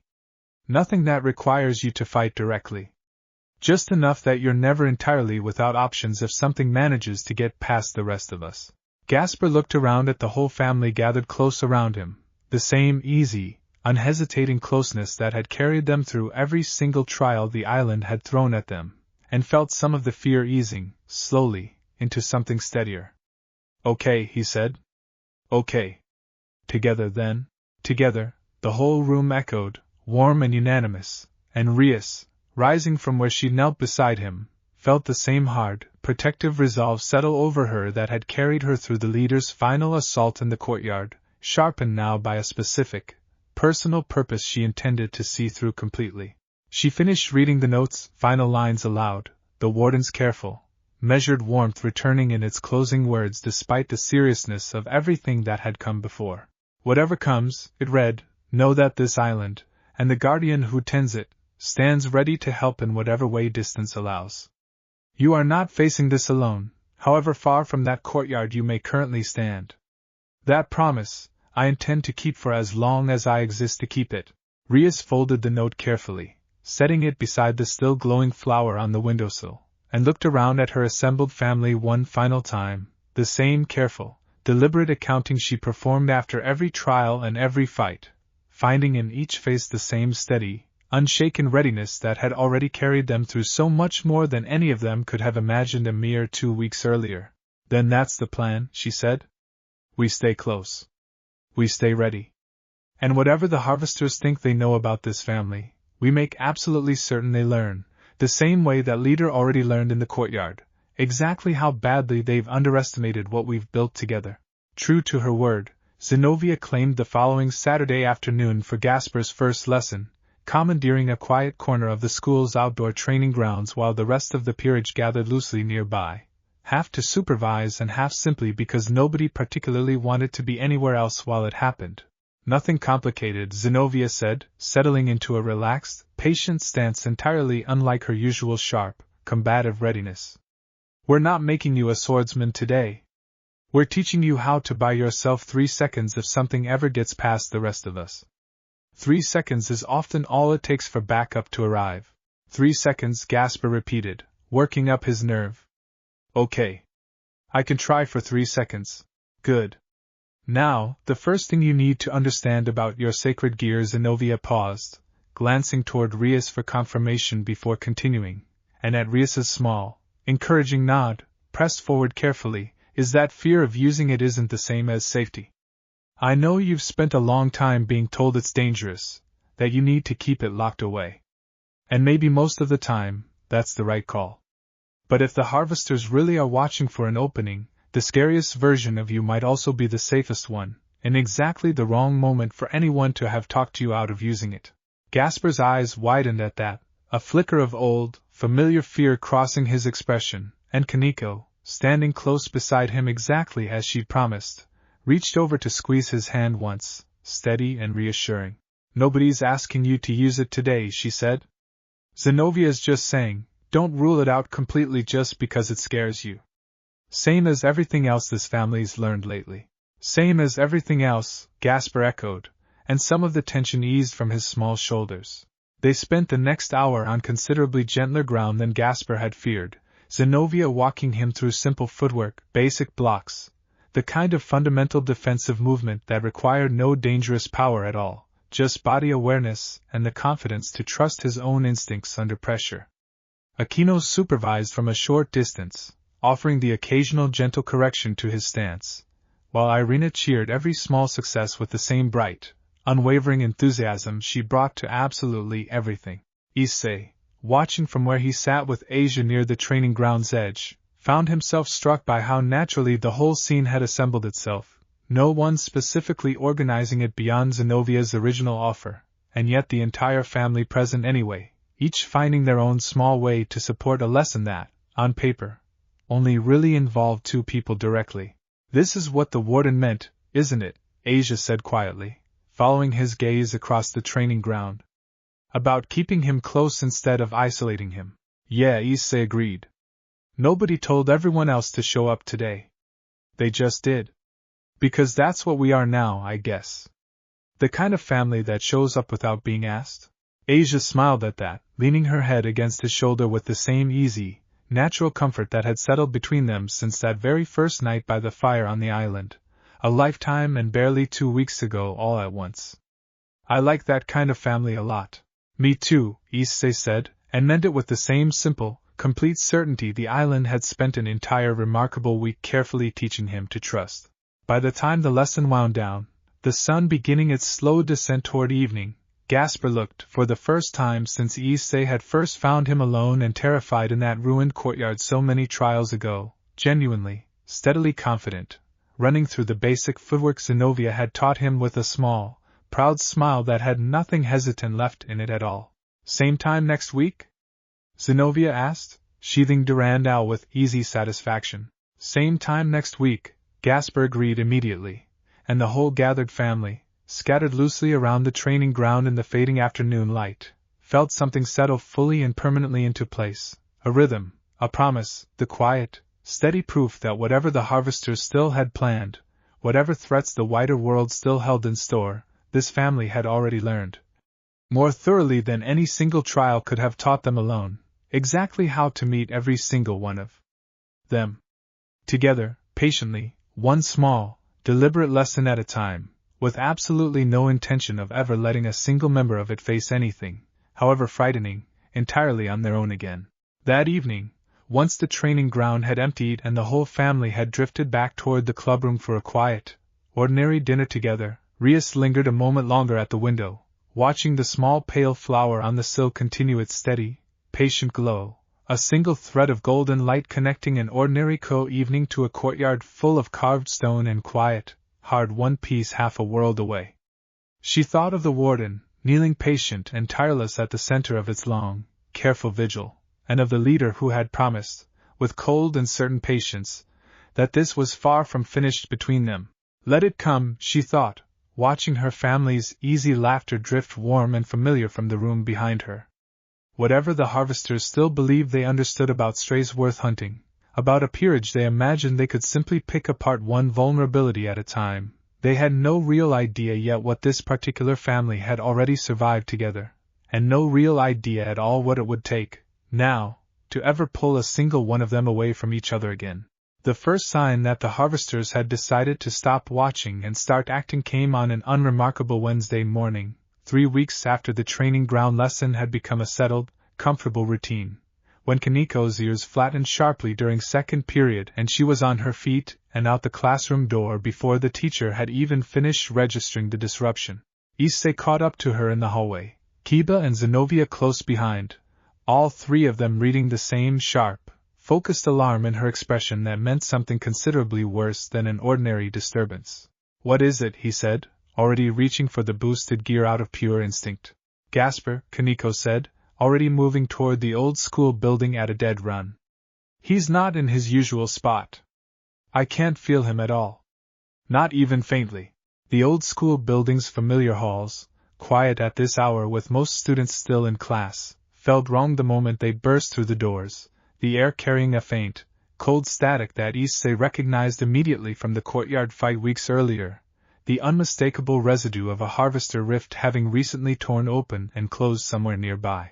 Clubroom, Zenobia said grimly, already moving, and they found it exactly as feared, the door standing ajar, one of the windows cracked clean through, and no sign of Gasper anywhere within it, only a single scorch mark scarring the floor near the center of the room and the unmistakable, lingering cold of a rift that had come and gone within the space of a few violent minutes.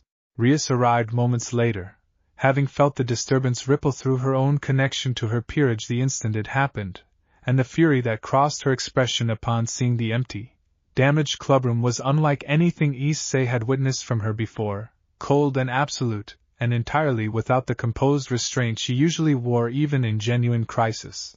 They took him, she said, voice flat and dangerous. In broad daylight. During school hours. They actually did it. There's a note, Aquino said, arriving with Asia and Irina close behind, her sharp eyes catching what the rest of them had missed in the first shocked moment, a small, folded piece of paper resting deliberately on the clubroom desk, clearly left behind on purpose rather than dropped in any struggle.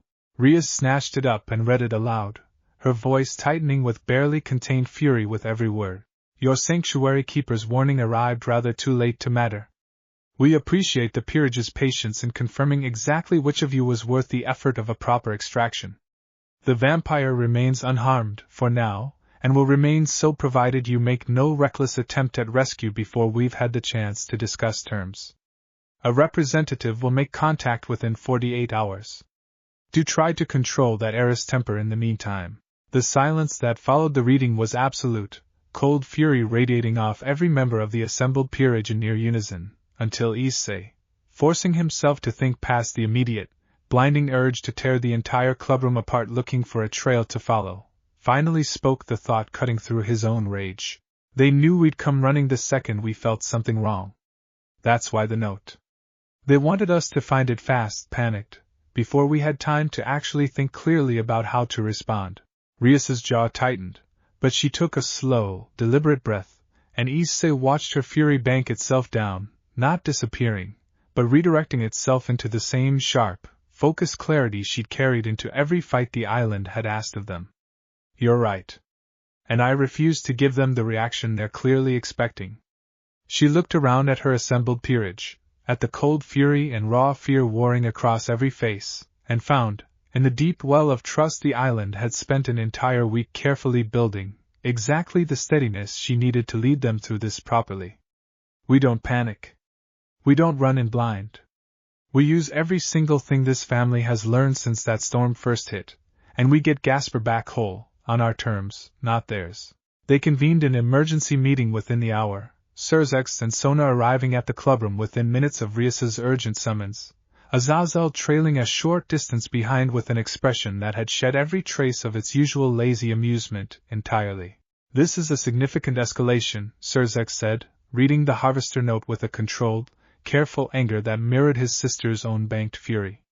Abducting a devil directly from Co-Academy grounds, in broad daylight, is not the act of a faction still testing boundaries.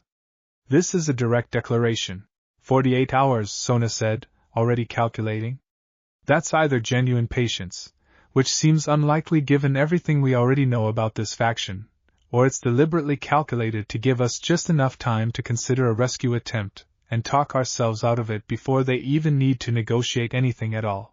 Or, Azazel said grimly, it's exactly enough time for them to move him somewhere considerably harder to reach before any rescue attempt could realistically succeed. Rias's hands curled into fists at her sides, though her voice remained steady, controlled. Then we don't wait for the 48 hours to matter. We find him first. With what resources? Sona asked, not unkindly, but with the practical bluntness their long friendship had always allowed between them. The harvesters clearly operate through rifts similar to whatever brought all of you to that island in the first place. Tracking that kind of transit isn't something any of our current methods are equipped to handle quickly.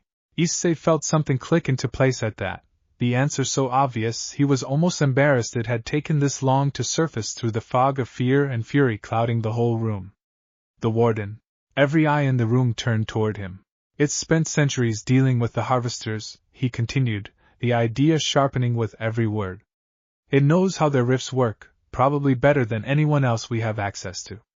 And it's already proven it can reinforce a barrier, sense presences at a distance, do all kinds of stuff none of the rest of us can. If anyone knows how to actually track where they might have taken him, it's the Guardian who's been fighting this exact faction longer than any of us have even known they existed. Rias was already moving toward the windowsill where the small pale flower still held its steady, patient glow, the connection to the island that had never once gone quiet since their return. Then we ask?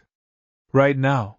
She drafted the message with the same fast, focused urgency that had carried her through the courtyard fight, and the response came back faster than any of the warden's previous replies had, the golden light flaring bright and immediate, resolving into words that carried none of the careful, measured pacing of its earlier notes. I felt the disturbance the moment it happened, though I could not reach you swiftly enough to prevent it, and I am deeply sorry for that failure. I have already begun tracing the signature of the rift used, and I believe, though I cannot yet be fully certain, that it leads to a staging point the harvesters maintain at the edge of a dimensional fold not far from my own island's borders, close enough that I may be able to guide you there directly if you are willing to trust a passage considerably less gentle than the one that first brought you home. How much less gentle? Zenobia asked, reading over Rias's shoulder. The warden's answer, when the next line resolved itself in the same hurried, urgent script, carried the first real edge of strain Issei had ever seen in its careful, measured writing. It will be fast, and it will be disorienting, and I cannot guarantee it delivers you anywhere near as precisely as the working I completed before your original return. But it will be considerably faster than any conventional method available to you, and I do not believe, given the timeline that note has given you, that precision is the priority right now. Speed is. Rias looked around at her assembled family, no hesitation crossing a single face among them, and turned back to Surzex and Sona with the same hard, unshakable resolve that had carried her peerage through every single trial the island had ever asked of them. We're going, she said. Now. Every minute we spend debating the wisdom of it is another minute Gasper spends wherever they've taken him, scared and alone. Surzex studied his sister for a long, measuring moment, the same careful weighing of risk against certainty Issei had watched him perform countless times before, and finally nodded, slow and deliberate. Then you're not going alone. I'll mobilize what support I can, though I won't pretend it will arrive quickly enough to matter for the initial approach. Whatever you find at that staging point, Rias, you fight smart, and you bring everyone home. All of you. That's not a request. Understood, Rias said, and turned back toward the glowing flower on the windowsill, already drafting the final message that would open the passage that had, until this exact moment, only ever promised safety and rest. Warden. We're ready. Bring us through. The passage the warden opened for them tore into existence with none of the golden, patient warmth of the archway that had carried them home weeks earlier, instead ripping open in a jagged, urging tear that pulled at Issei's stomach the instant he stepped through it, the world dissolving into a disorienting blur of color and pressure that lasted only a handful of seconds and yet felt, somehow, considerably longer than the entire storm that had first stranded them on the island. They landed hard on uneven, rocky ground, the whole group stumbling to catch their balance in a landscape unlike anything the island itself had shown them, a barren, twilight expanse of jagged black stones stretching toward a horizon lit by no visible sun at all, only a dim, ambient grayness that made everything feel perpetually caught between day and night. Everyone all right, Rias called, already doing her fast, careful count even as she got her own footing steady beneath her. They were, shaken but intact, and Issei felt Drake stir at his wrist with the particular sharp alertness the dragon reserved for genuinely hostile ground. Partner. This place carries none of the warmth your island sanctuary did. Be careful here. The warden's voice reached them a moment later, distant and strained, carried on the same faint golden light that had guided their trials, though considerably fainter here than it had ever been within the island's own borders. I cannot maintain a stable connection this far from my foundation for long. Listen carefully. The staging point should lie roughly half a mile northeast of your position, along the ridge you can see rising against the horizon. I sense several presences there, though I cannot tell you precisely how many, nor whether Gasper is definitely among them. I am sorry I cannot offer you more certainty than that. It's enough, Rias said. Thank you for getting us here at all. Move quickly, and move together, the warden said, its voice already fading further. I will do what I can to keep this connection open, but I fear my strength will not stretch far enough to guide you the entire way. Trust each other. That has never once failed you yet. The connection dimmed to nothing, leaving them alone on the barren, twilight ground, and Rias turned immediately toward the distant ridge, her expression set with the same hard, focused determination that had carried her through every single trial and fight since the storm first scattered them. You heard it. Move. They covered the half-mile at a fast, careful pace, formation tight and watchful, Zenobia and Kiba scanning the jagged terrain ahead for any sign of ambush, Kaniko's sharp senses straining constantly for the faintest trace of Gasper's presence, Aquino and Irina flanking wide to cover the group's exposed sides. Issei kept close to Rias and Asia, the boosted gear humming steady and ready at his wrist, every instinct honed across weeks of trials and 2 genuine fights screaming at him to stay alert for exactly the kind of patient, calculated ambush the Harvester leader had already proven capable of setting. The staging point, when they finally crested the ridge and got their first clear look at it, resolved into a rough, angular structure of the same dark stone as the surrounding terrain, clearly not natural, its walls carved with sharp, geometric patterns that held none of the warmth or care the island's ancient carvings had always carried. Dark, rippling energy pulsed faintly along seams in its walls, and standing guard at what appeared to be its only visible entrance, 2 of the cloaked Harvester scouts stood in loose, unhurried readiness. Only 2 visible, Zenobia murmured, already assessing the approach with open, professional focus. Doesn't mean only 2 total. Doesn't matter, Rias said. We're not sneaking past this. We're going straight through it, fast, before anyone inside has time to properly react. She looked around at her assembled peerage one final time, the same careful, deliberate accounting she performed before every fight that actually mattered.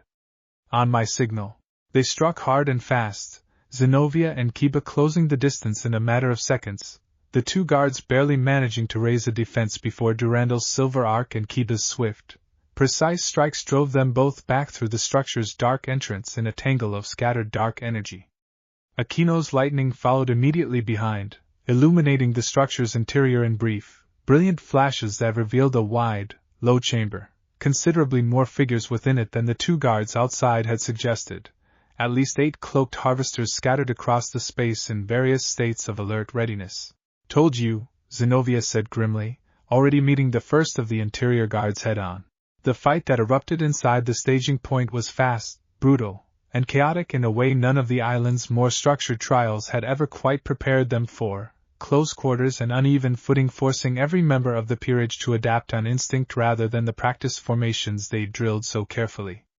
Issei found himself boosting past his limits almost immediately, driving hard through the chamber's tangled press of bodies, Drake's voice steady and sure in his mind even as chaos raged around them both. Partner, left flank, now, the dragon warned, and Issei pivoted just in time to intercept a blow meant for Asia, who was already working, even amid the chaos, to keep the group's collective wounds from accumulating into anything that might slow them down. It was Kaniko, finally, who caught the scent that mattered most, cutting through the chamber's chaos toward a narrow passage at its far end, her voice sharp and urgent over the noise of the ongoing fight. He's this way. I can feel him, faint, but it's him. Go! Rias shouted, crimson power blazing bright as she drove back the last of the guards blocking the chamber's center. Kaniko, Issei, with me. Everyone else, hold this room. Make sure nothing follows us down that passage. The passage narrowed quickly, the rough stone walls pressing close on either side, and Issei felt his heart hammering with a fear considerably sharper than anything the island's trials had ever asked him to face, the particular terror of a family member possibly hurt, possibly worse, somewhere just out of reach ahead of them. Kaneko led the way at a dead run, her senses locked onto whatever faint trace of Gasper's presence she'd caught, Rias close behind her, crimson power still crackling faintly at her fingertips, ready for whatever waited at the passage's end.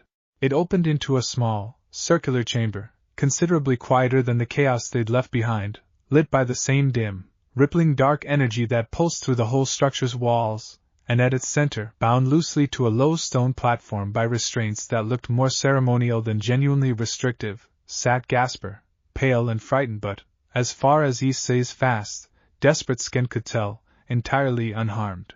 Gasper! Kaneko was across the chamber in an instant, tearing at the restraints with fast, careful hands, and Gasper's whole body sagged with visible relief the moment he registered who had found him. "You came," he said, voice thick with barely held back tears. "I knew you would, but I was still so scared." "Course we came," Issei said, kneeling to help with the last of the restraints. "Told you already? Nobody in this family faces anything alone anymore. That includes getting kidnapped by creepy cloak people." That startled a small, wet laugh out of Gasper despite everything, and the restraints finally gave way entirely, Kaneko pulling him immediately into a fierce, protective hug that he returned with equal desperation. "We need to move," Rias said, though her voice carried real, unguarded relief beneath the urgency. "The others are holding the main chamber, but that won't last forever, and I don't want to test how many more of these harvesters might be stationed somewhere in this structure." They were halfway back toward the passage when the chamber's dim lighting shifted, the rippling dark energy along the walls suddenly brightening, and a familiar, cold voice rose from the shadows near the chamber's far side, patient and unhurried despite the clear chaos still audible from the main hall beyond. "Rather faster than I anticipated," the leader said, stepping fully into the chamber's dim light, its tall, cloaked form radiating the same wrongness Issei remembered from the courtyard fight, though something in its posture now carried a sharper, more focused edge than the patient, measuring confidence it had shown before. "I confess I expected the note to buy considerably more than a few hours of hesitation."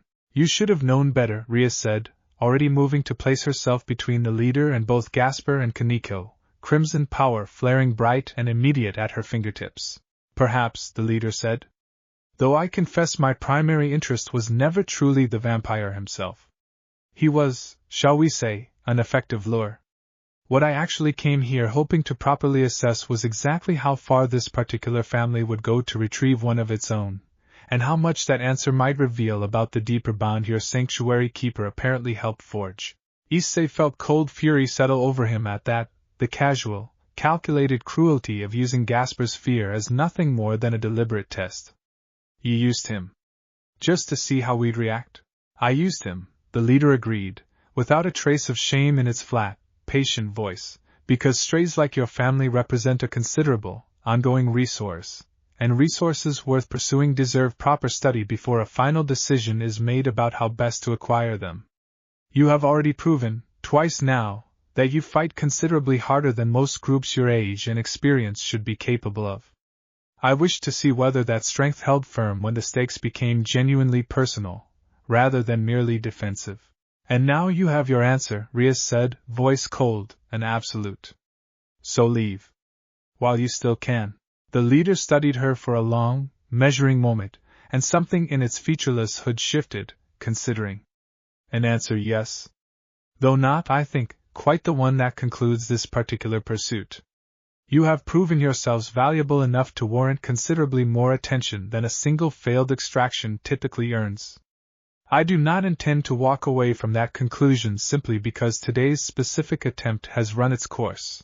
It raised one gloved hand, dark energy gathering with the same cold, patient heaviness Issei remembered from the courtyard fight, and he felt Drake's power surge immediately at his wrist, ready, without hesitation, for exactly the fight neither of them had any intention of losing this time either. "Then let's finish this properly," Issei said, stepping forward to stand shoulder to shoulder with Rias, the boosted gear already building through its familiar, deliberate stages of doubling strength. "Because last time you walked away making promises about how much it'd cost us the next time we met. Guess we get to find out if that was actually true." The leader's dark energy surged forward the instant Issei finished speaking, and this time, without the added pressure of an hour-long working to protect or a wider battlefield full of lesser scouts to manage, Issei found himself able to meet it with an intensity he hadn't been able to fully commit to during the courtyard fight, boosted stage stacking on boosted stage in rapid, focused succession. Rias's crimson power weaving seamlessly alongside his own escalating strength in the same practice tandem they'd built across every trial the island had ever asked of them. Kaneko, rather than retreating with Gasper as caution might have suggested, positioned herself protectively at the chamber's edge, close enough to intervene if the fight turned dangerous but far enough to keep Gasper genuinely shielded from the worst of the exchange, and Gasper himself, watching the fight unfold with wide, frightened eyes, found something steadying in Kaneko's calm, protective presence beside him even amid the chaos. The leader fought with the same cold, patient precision it had shown before, but Issei could feel, even through the visceral chaos of the exchange, that something had shifted in its approach, a sharper wariness threading through its earlier confidence, the particular caution of an opponent who had genuinely underestimated something once already and had no intention of repeating the mistake twice. "You've grown since the courtyard," it observed, parrying a blow that would have staggered it badly only weeks earlier. "Interesting. Most strays plateau rather quickly once the initial crisis that shapes them has passed. You have not." "Yeah, well," Issei said, driving forward with another full boosted stage, "we've had a lot of practice since then. Turns out almost losing a little brother to creepy cloak kidnappers is pretty good motivation." The fight ground on, brutal and close, Rias's crimson power scoring hit after hit against the leader's steadily fracturing defense, until finally, in a single, decisive exchange, Issei's fully boosted strike connected clean and solid, driving the leader back hard against the chamber's rough stone wall with a force that visibly staggered it for the first time in either encounter. For a long, tense moment, the leader simply stayed there, dark energy flickering uncertainly around its gloved hands, and when it finally spoke again, the flat, patient confidence that had carried it through every previous exchange had thinned into something considerably more careful. "A second cost, then," it said. "Rather more significant than the first. I find myself reconsidering the wisdom of continuing to underestimate exactly what this particular sanctuary produced." "Then stop," Rias said, crimson power still blazing bright and ready at her fingertips, though something in her voice had shifted too, not softening exactly, but opening, just slightly, towards something less purely combative. "Stop hunting strays. Stop treating families like resources to be studied and acquired.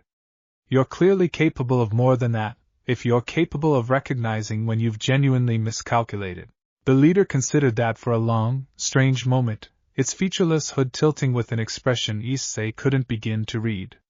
"An unusual offer, Eris, from someone I have twice now attempted to harm." "I'm not offering forgiveness," Rias said.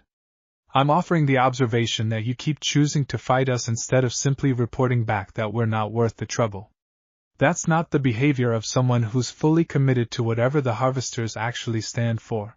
For a moment, something in the leader's posture shifted, uncertain, and Issei found himself genuinely curious what answer might have followed, before the moment shattered entirely, a fresh surge of commotion echoing down the passage from the main chamber, the sound of the rest of the peerage's ongoing fight finally breaking through the last of the Harvester resistance holding them there. The leader straightened, whatever brief crack in its composure sealing back over into cold, familiar patience. "A conversation for another time, perhaps, if such a time ever comes. For now, it seems your family has finished clearing my remaining forces rather more thoroughly than I anticipated." It raised one hand, and a rift tore open at its back with the same cold, deliberate finality as before. "I will not forget this exchange, Eris. Nor, I suspect, will I forget the question you just asked me." It stepped back through the rift, and this time, rather than sealing shut with cold, absolute finality, it lingered a moment longer than expected, the leader's featureless hood turning back one final time to fix on Rias specifically before the tear finally closed entirely, leaving the small chamber in sudden, ringing quiet, broken only by the distant sounds of the rest of the peerage finishing off the last scattered resistance in the main hall beyond. The rest of the peerage arrived at the small chamber moments later, bruised and battle-worn but entirely intact, and the reunion that followed carried none of the restraint the group usually maintained even in relief, Aquino and Irina both nearly bowling Gasper over with the force of their combined hug, Zenobia clapping a firm, grateful hand on Kaniko's shoulder for having found him first, Kiba and Asia trading a long, relieved look that needed no words to convey exactly what it meant. Everyone accounted for, Rias said once the worst of the immediate relief had settled, performing her familiar, careful count one final time and finding, gratefully, every single face present and whole. Then let's get out of this place before anything else decides to test how thoroughly we've already proven our point today. The connection to the warden's guidance flickered back to life the moment they cleared the staging point's damaged entrance, faint but steady, guiding them back toward the barren ridge where the original passage had first deposited them, and the return tier, when it finally opened, felt considerably gentler than the urgent, jagged rupture that had carried them out. As though the warden had found some additional reserve of strength now that the crisis's sharpest edge had passed. They stumbled back into the familiar warmth of the occult research clubroom in a tangled, exhausted heap, and for a long moment nobody said anything at all, simply breathing in the ordinary, unremarkable comfort of a space that had, weeks earlier, been violently emptied of one of their own and now, finally, held every single member of the family whole and present within it once more. Surzex and Sona arrived within minutes, having felt the return the same way they'd felt the original alarm, and the debrief that followed carried a very different weight than the frantic urgency of the meeting that had preceded their departure, relief and lingering adrenaline mixing into something that made even Surzex's usual careful composure crack, briefly, into open, unguarded gratitude the moment he confirmed Gasper's safety for himself. "I want a full account," he said, once the initial relief had settled enough for proper conversation, "but first, Gasper. Are you certain you're unharmed?" "Truly? I'm okay," Gasper said, and though his voice still carried traces of the fear the ordeal had left behind, there was a new, quiet steadiness underneath it that hadn't been there before the training ground lessons, before the whole family had spent weeks proving, in small daily ways, that he was never facing anything entirely alone. "Scared. But okay. They didn't hurt me. Just wanted to see what would happen if they took me." "And what happened?" Sona asked. "Was a full rescue mounted within hours, executed cleanly, with every single member of the peerage returning intact." She looked around at the assembled, battle-worn family with something that, for Sona, carried unusually open admiration. "That's not a small accomplishment, against a faction we still know relatively little about." Rias relayed the full account carefully: the abduction, the warden's urgent guidance, the fight through the staging point, the confrontation with the leader in the small chamber, and its strange, unfinished parting words, and Surzex listened to every detail with the same sharp, focused attention he'd brought to the original debrief weeks earlier. "The leader questioned its own faction's methods, in front of you," he said slowly, once she'd finished. "That's significant. If there's genuine dissent within the Harvester's ranks, even a small crack of it, that's a resource worth exploring carefully, though I understand if none of you feel particularly inclined to trust anything that faction's representative might say after everything it's already done." "I don't trust it," Rias said. "Not remotely. But I also don't think it was lying, in that moment. Whatever it actually believes about strays and hunting and resources, I think today put a genuine crack in some of that certainty.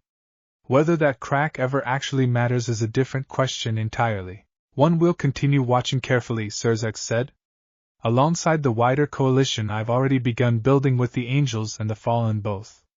This abduction attempt, direct and brazen as it was, gives me exactly the concrete evidence I needed to move that coalition from cautious discussion into genuine, coordinated action." Azazel, who had been quiet through most of the debrief, finally spoke up from where he'd settled against the doorframe, his usual lazy amusement replaced by something considerably more serious. "For what it's worth, kid," he said, looking directly at Issei, "that's twice now you've gone toe-to-toe with whatever that leader actually is and come out the better for it. I don't know many devils your age who could say the same. That island did something for all of you, and I'd very much like to eventually meet the guardian responsible for it properly." "I think that can be arranged," Rias said, glancing toward the small, pale flower still glowing steadily on the windowsill, a quiet, patient thread connecting this ordinary clubroom to a courtyard full of carved stone and hard one piece half a world away. Once things settle, I think it's earned a proper introduction to the people we're building this coalition with, rather than remaining a secret we simply reference in reports. That evening, once the debrief had finally wound down and the wider machinery of Surzex's coalition building had been set properly into motion, the family gathered in the clubroom for a quiet, ordinary dinner together, the particular unhurried closeness that had become their steady, comfortable rhythm since returning from the island weeks earlier, deepened now by the fresh, hard-won relief of a crisis faced and overcome together. Gasper sat close between Kaneko and Asia, working through a plate of food with steadily returning appetite, and Zenobia, watching him from across the table, finally broke the comfortable quiet with the particular blunt directness she brought to everything that mattered to her. Same time Saturday, she said. For training. I know today was frightening, but I don't think the answer is stopping.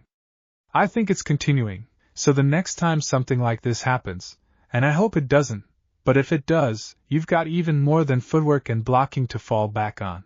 Gasper considered that for a moment, then nodded, something steady and determined settling behind his earlier fear. Same time Saturday, he agreed. And maybe, I don't know. Maybe we could talk about the other thing too. The part of my sacred gear I've always been too scared to even think about training. The table went quiet at that, the whole family recognizing the significance of what he was offering, and it was Rias who finally spoke, careful and warm. Only if you're genuinely ready. Nobody's going to push you toward that before you're certain. I think I am, Gasper said slowly. I think, after today, I'd rather know how to actually use it safely than keep being scared of what happens if I ever have to use it without knowing how. Then we'll figure it out together, Kaneko said simply, and the quiet, unanimous warmth that rippled around the table at that needed no further elaboration at all. Issei, watching the whole scene unfold with the particular fullness in his chest that had become familiar across every single moment like this one since the island first taught him to notice it properly, found Rias's hand finding his beneath the table, and he laced his fingers through hers without either of them needing to comment on the gesture. Today was terrifying, she said quietly, just for him. I don't think I've ever been that afraid, not even during the courtyard fight. Yeah, he agreed. Me neither. But we got him back. Whole. Because of everything that island taught us to actually be together. I keep thinking about what the leader said, Rias admitted. About wondering how far we'd go. I don't think it expected the answer to be quite this far. Good, Issei said, feeling the same hard, protective resolve that had carried him through both fights settle over him one final time. Let it keep underestimating us. Every single time it does, we get to prove it wrong again. Rias smiled at that, something warm and settled and entirely certain, and squeezed his hand once beneath the table, the quiet, ordinary gesture carrying every bit of the weight the two of them had built together since that very first morning on a storm-ravaged beach, a lifetime and barely 2 months ago all at once. Later that night, once the family had finally scattered back toward their own homes, exhausted but whole, Rias lingered a moment longer at the clubroom window, drafting one final message to send through the small, glowing flower still watching patiently over everything they'd survived that day. We got him back, she wrote. Whole, and safe, and more determined than ever to keep growing into exactly the kind of family your island first taught us how to become. Thank you again for everything. I meant what I said about visiting properly, once things settle. I think it's time the rest of our world finally met the guardian who helped build all of this. The response came within minutes, brief but carrying, even in its simplicity, the same warm, patient certainty that had guided them through every trial since the very beginning. I would be honored, it read. And prouder than you know, of everything you have already built without needing me there to guide a single step of it. The door remains open, always, whenever you're ready to walk back through it. Rias folded the note carefully, set it beside the still glowing flower, and allowed herself, finally, in the quiet aftermath of a day that had asked everything of her family and received, in return, exactly the proof it needed that nothing this world or any other could throw at them would ever again find them anything less than whole. The visit to the island, when it finally came together properly nearly a month later, carried none of the desperate urgency of either previous crossing, arriving instead as exactly the kind of careful, deliberate homecoming Rias had promised the warden weeks earlier. Surzex himself insisted on joining the delegation, along with Sona and, to Issei's genuine surprise, Azazel, who had apparently spent the intervening weeks lobbying persistently enough for the introduction that Rias finally relented rather than continue fielding his increasingly creative arguments for why the fallen Governor-General deserved a first-hand look at whatever had transformed her peerage so thoroughly. The passage opened smooth and golden, none of the jagged urgency of the rescue mission's tear, and when the whole group stepped through together, Issei felt something warm and settled ease fully into his chest the instant familiar, humid air and pale, glowing flowers greeted them on the other side. "We're back," Asia said softly, wonder and affection mixing plainly across her expression as she took in the ruined courtyard, exactly as they'd left it, the great statue rising serene and golden above the same 7 alcoves that had once tested every fear this family carried. The warden's borrowed form materialized near the statue's base almost immediately, and though its featureless face carried no real capacity for expression, something in the easy, eager way it crossed the courtyard toward them conveyed unmistakable, delighted welcome. "You came back," it said, and Issei thought he detected, for the first time, something almost like genuine surprise threading through its usual patient composure, as though some quiet, guarded part of it hadn't fully believed the promise would actually be kept. "Told you we would," Issei said, grinning. "We don't break promises to family." Something in the warden's bearing shifted at that word, warm and visibly moved, and it turned its attention toward the rest of the delegation with careful, measured curiosity. "And you've brought guests." The Gremier himself, if I judge the resemblance correctly, and companions I sense carry considerable authority of their own. "Surzex Lucifer," Surzex said, offering a formal, respectful bow that carried genuine warmth beneath its careful diplomacy. "I've heard a great deal about what you've done for my sister's peerage. I wanted to see it, and thank you for it, properly." "Sona Citri," Sona added, her usual sharp assessment softening into something more openly curious as she took in the courtyard's carved beauty.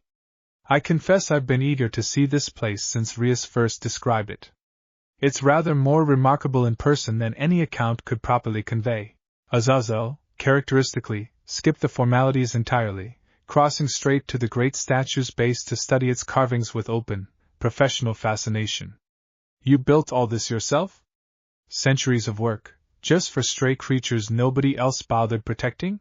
"Not entirely alone," the warden said, "though the greater share of the tending has indeed fallen to me across the centuries. I confess I did not expect the Governor-General of the Fallen to take quite such immediate interest in the architecture. I take interest in anyone who's been quietly doing good work in the margins nobody else bothers checking," Azazel said, a rare note of genuine respect coloring his usually flippant tone. "You've been running an entire sanctuary system outside every faction's awareness for longer than most of our current treaties have existed. That's either deeply impressive or deeply concerning, depending entirely on what you actually want from it." "What I want," the warden said simply, "is precisely what I have always wanted. To ensure strays are not left to face a dangerous world entirely alone, simply because no faction claims them clearly enough to bother protecting them. If that intention concerns you, I would rather you say so plainly, here, now, than continue harboring suspicion quietly." Azazel studied it for a long moment, then, unexpectedly, grinned, something genuine and approving in the expression. "No, I think that's exactly the kind of concerning I can work with. Surzex, I believe we've just found ourselves a rather useful ally for this coalition, assuming the Guardian's willing to formalize things a little." The warden turned its attention towards Surzex and Sona both, considering the offer with the same careful weight it brought to every genuine decision. "I have spent centuries operating quietly, deliberately outside factional politics, believing that neutrality served my purpose better than alliance. But I confess, watching what this particular family built here, and watching how thoroughly they've already put it to use defending each other against the threat that operates in exactly the gaps my neutrality once occupied, I find myself reconsidering that isolation." "We're not asking you to abandon your independence," Surzex said carefully. "Only to consider that a formal, acknowledged alliance might let you help more strays than quiet neutrality alone ever could. The harvesters exploit exactly the kind of gap you've spent centuries filling privately. Together, publicly, we could close that gap considerably faster. The warden was quiet for a long moment, its blue eyes drifting across the assembled group, the family it had already helped so thoroughly standing warm and unified beside the wider coalition now offering to formalize exactly the partnership Rias had promised weeks earlier beside a glowing flower on an ordinary clubroom windowsill. Then let us discuss terms properly, it said finally, something settled and genuinely hopeful threading through its ancient, careful voice. I believe, after everything this family has already taught me about the value of trusting connection over solitary burden, that I am finally ready to stop carrying this particular purpose alone. The negotiations that followed carried none of the tension Issei might have expected from a formal alliance discussion, settling instead into the same easy, collaborative rhythm the whole family had learned to bring to every challenge, since the trials first taught them how. Sirs X and Sona working through the practical framework of formal recognition, while Azazel peppered the warden with genuinely curious questions about the mechanics of its centuries-long sanctuary work, and Rias, watching the whole scene unfold from a comfortable seat near the great statue's base, found herself struck by how naturally the island's careful, patient wisdom seemed to be spreading outward now, touching lives well beyond the 8 of them who had first stumbled onto its shores. While the formal discussion continued, Issei wandered the familiar courtyard with Asia, tracing paths they'd walked countless times during the trials, and found himself drawn, eventually, toward the 7 alcoves ringing the statue's base, each one still holding its small, steady flame exactly as it had since the sacrifice trial's completion.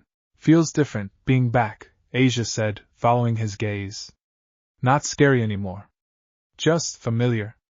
Like visiting somewhere that already knows exactly who you are. Yeah, Issei agreed. I think that's kind of the whole point of it, actually. It's not testing us anymore. It already knows what we're made of. They found Kaneko and Gasper a short distance away, the 2 of them standing before the arch where Kaneko had first discovered the courtyard's ancient carvings, Gasper studying the same symbols with a new, careful attention that hadn't been there during his first, frightened visit. How's the training going? Issei asked, settling nearby. Good, Gasper said, and meant it, something steady and genuinely confident in his voice that carried none of the fear from even a few weeks earlier. Zenobia says I've gotten fast enough with the basics that we're gonna start on the sacred gear stuff properly next week. I'm still scared, but it's different scared now. Like excited scared, instead of just scared. That's a pretty important difference, Issei said, grinning. The wardens offered to help too, Kaneko added. Said it's supervised guests working through dangerous sacred gears before. Figured extra guidance couldn't hurt, especially somewhere this well protected. Smart, Issei said, and felt, watching the easy, settled confidence in both their expressions, another small piece of the fierce, protective worry he'd carried since the abduction finally easing into something calmer, steadier. Zenobia and Irina, meanwhile, had claimed a quiet stretch of the courtyard's edge for their own conversation, Zenobia turning over something that had clearly been sitting with her since the confrontation with the leader weeks earlier. Do you think it meant what it said, she asked? About reconsidering. Or was that just another calculated angle, same as using Gasper as bait in the first place? Irina considered the question seriously, the particular thoughtful weight she brought to matters of genuine faith rather than simple certainty. I don't know. But I think it's worth watching for either way. Even if it turns out to be nothing, I'd rather stay open to the possibility of someone changing than assume the worst permanently just because the worst is easier to plan around. That's very generous of you. I've got a lot of practice being generous, Irina said, grinning, what with putting up with you for this long.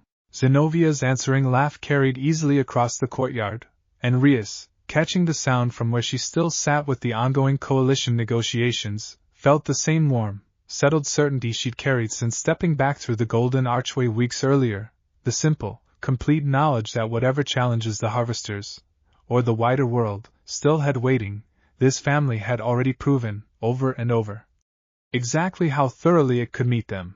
By the time the sun, or the island's pale imitation of one, began its slow descent toward evening, the formal alliance stood settled and signed, the warden's centuries of quiet, solitary work finally, properly recognized and woven into a coalition that spanned devils, angels, and fallen alike, and the whole assembled group, family and dignitaries together, gathered for one final easy meal in the courtyard before the visiting delegation's own passage home opened, warm and golden, at the evening's close.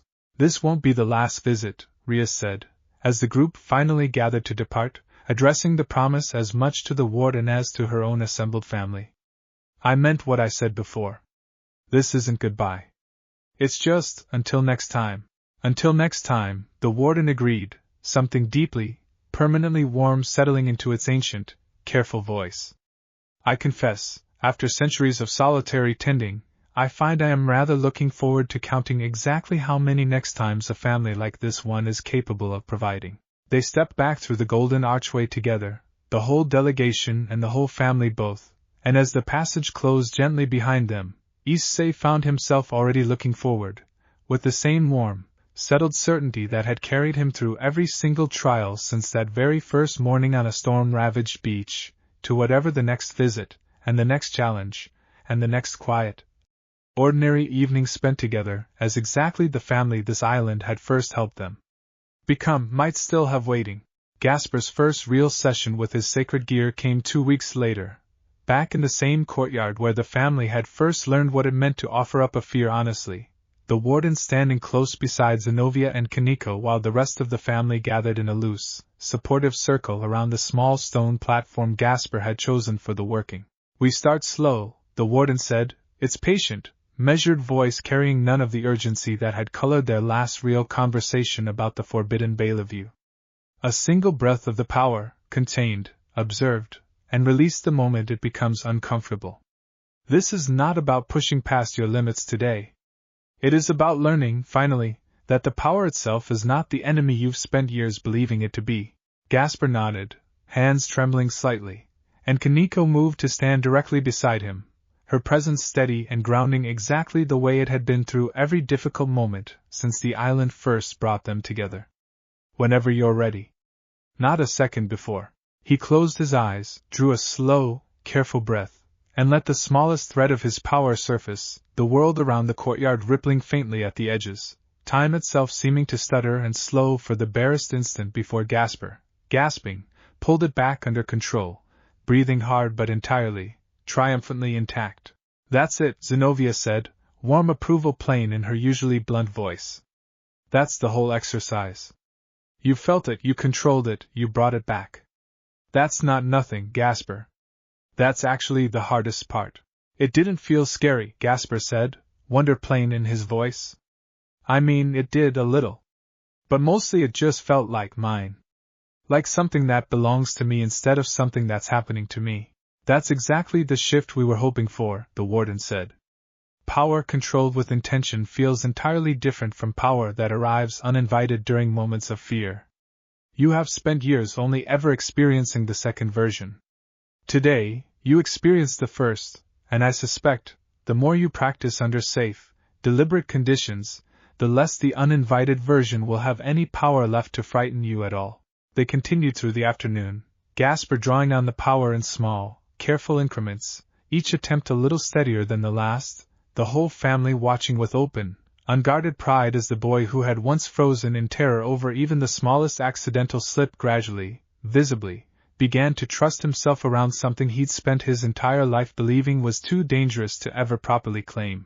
By the session's end, exhausted but glowing with a confidence Issei had genuinely never seen from him before, Gasper managed a full, controlled activation, holding the rippling, time-slowing effect steady for nearly 10 full seconds before releasing it cleanly, and the courtyard erupted into warm, genuine celebration the moment he opened his eyes to find the whole family cheering.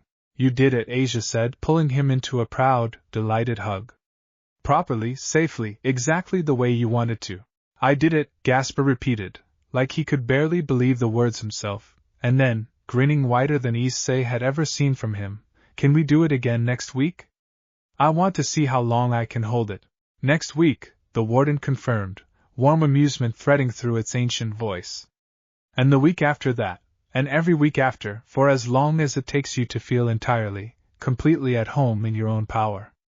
I do not believe, watching what this family has already built together, that it will take nearly as long as you might fear. Rias, watching the whole scene unfold with the same fierce, protective pride she carried for every single member of her peerage, felt something settle fully and permanently into place, the last lingering shadow of the abduction's fear finally, properly resolving into something considerably stronger than it had ever been before. Gasper wasn't just safe now. He was growing, claiming power that had once terrified him, surrounded by a family that had proven, over and over, exactly how far it would go to make sure he never had to face any of it alone. "I'm proud of you," she told him, once the celebration had settled into easy, contented quiet. "More than I think I've properly said out loud yet." "I know," Gasper said, leaning into the easy, comfortable warmth of the family gathered around him. "I can feel it. All of you. All the time now, actually. I don't think I ever really understood what that was supposed to feel like until this island taught me." The months that followed settled into a rhythm none of them could have predicted back on that storm-ravaged beach where this entire journey had first begun, ordinary co-life weaving steadily together with regular visits to the island, the Warden's formal alliance with Surzex's coalition growing stronger with every careful, deliberate step, and the Harvesters, for all their earlier aggression, retreating into a wary, watchful silence that nobody in the family fully trusted but that nonetheless bought them the kind of breathing room real healing required.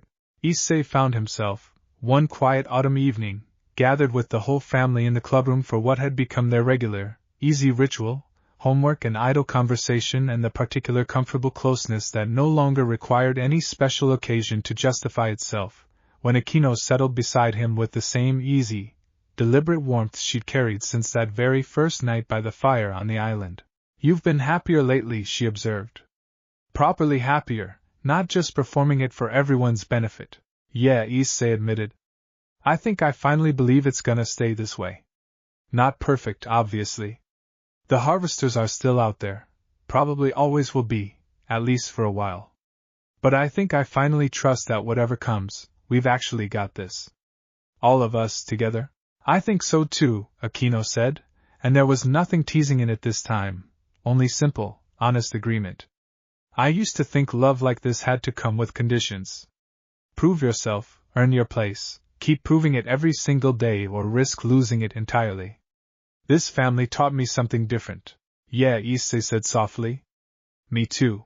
Across the room, Zenobia and Gasper had claimed their usual corner for a quiet review of the week's training progress, Gasper's confidence with his sacred gear having grown steadily enough now that he'd begun helping Zenobia design increasingly ambitious exercises for himself, a role reversal that clearly delighted them both. Kiba sat nearby, sketching idle notes, for what he'd quietly admitted was a plan to eventually build a proper memorial for his old squad, no longer weighed down by guilt but instead genuinely wanting to honor them from a place of settled peace rather than desperate obligation. Kaneko, curled in her familiar corner, had recently begun a slow, careful correspondence with her sister, nothing resolved, nothing fixed, but something started, tentative and honest, in a way that would have terrified her before the island taught her that closeness didn't have to mean eventual loss. And Irina, true to her nature, had simply continued being the same bright, unwavering presence she'd always been, though something steadier now underlaid her cheerfulness, the quiet confidence of someone who no longer feared her faith needed anyone else's validation to remain genuinely, fully hers. Rias, watching the whole scattered, comfortable scene from her desk, felt the particular fullness in her chest that had become so familiar since the trials first taught her to notice it properly, and found Issei's eyes meeting hers across the room, the same easy, unspoken understanding that had settled between them since that very first morning on the beach, deepened now by everything they'd survived and built together since. "Family meeting," she called, and the room settled into easy, curious quiet. "Nothing serious. I just wanted to say, properly, out loud, in front of all of you, that I don't think I've ever been more certain of anything in my entire life than I am of this family, exactly as it stands right now." "That's uncomfortably sentimental for you, Bucho," Akino teased, though her voice carried nothing but warm agreement underneath it. "I contain multitudes," Rias said, and the whole room dissolved into easy, familiar laughter, the same phrase they'd borrowed from each other so many times across the island's trials, still carrying every bit of the warmth it had first held in that ruined courtyard so many months earlier. Outside the clubroom window, the small pale flower continued its steady, patient glow, one quiet thread among many now connecting this ordinary room to a courtyard full of carved stone and hard One Piece, to a guardian who had spent centuries alone before finally, gladly, learning to be found. And somewhere beyond the edges of every world any of them fully understood, a faction that had once believed this family worth hunting was slowly, carefully, learning exactly how wrong that assessment had been, one quiet, unbreakable evening at a time. It was Rias, in the end, who found the courage to ask the question that had been sitting quietly with her for weeks, catching Issei alone on the clubroom balcony one crisp evening while the rest of the family occupied themselves inside, the same balcony where they'd first properly named what had grown between them in the days after their first return home. "Can I ask you something?" she said, "and have you actually think about it seriously instead of deflecting with a joke?" "Depends on the question," Issei said, echoing, without quite realizing it, the same words Kiba had once used with him in the island's courtyard, a lifetime and several trials ago. "If the island hadn't happened," Rias said carefully, "if that storm had never pulled us away from everything familiar, do you think we'd have ever gotten here? To this? To us, exactly as we are now?" Issei considered the question with the same careful honesty the island had taught him to bring to things that actually mattered. "Maybe eventually," he said slowly. "I think I always felt something for you, even before any of this. But I don't know if I'd have ever actually trusted it enough to say so, not without everything that island forced me to admit about myself first. Maybe we'd have just kept circling each other for years, both too scared to risk what we already had by reaching for something more." "That's what I think too," Rias admitted. "Which is a strange thing to feel grateful for, given everything that storm actually cost us to get here. Fear, and danger, and nearly losing Gasper. But I don't think I'd trade any of it, even the worst parts, if it means we ended up exactly here."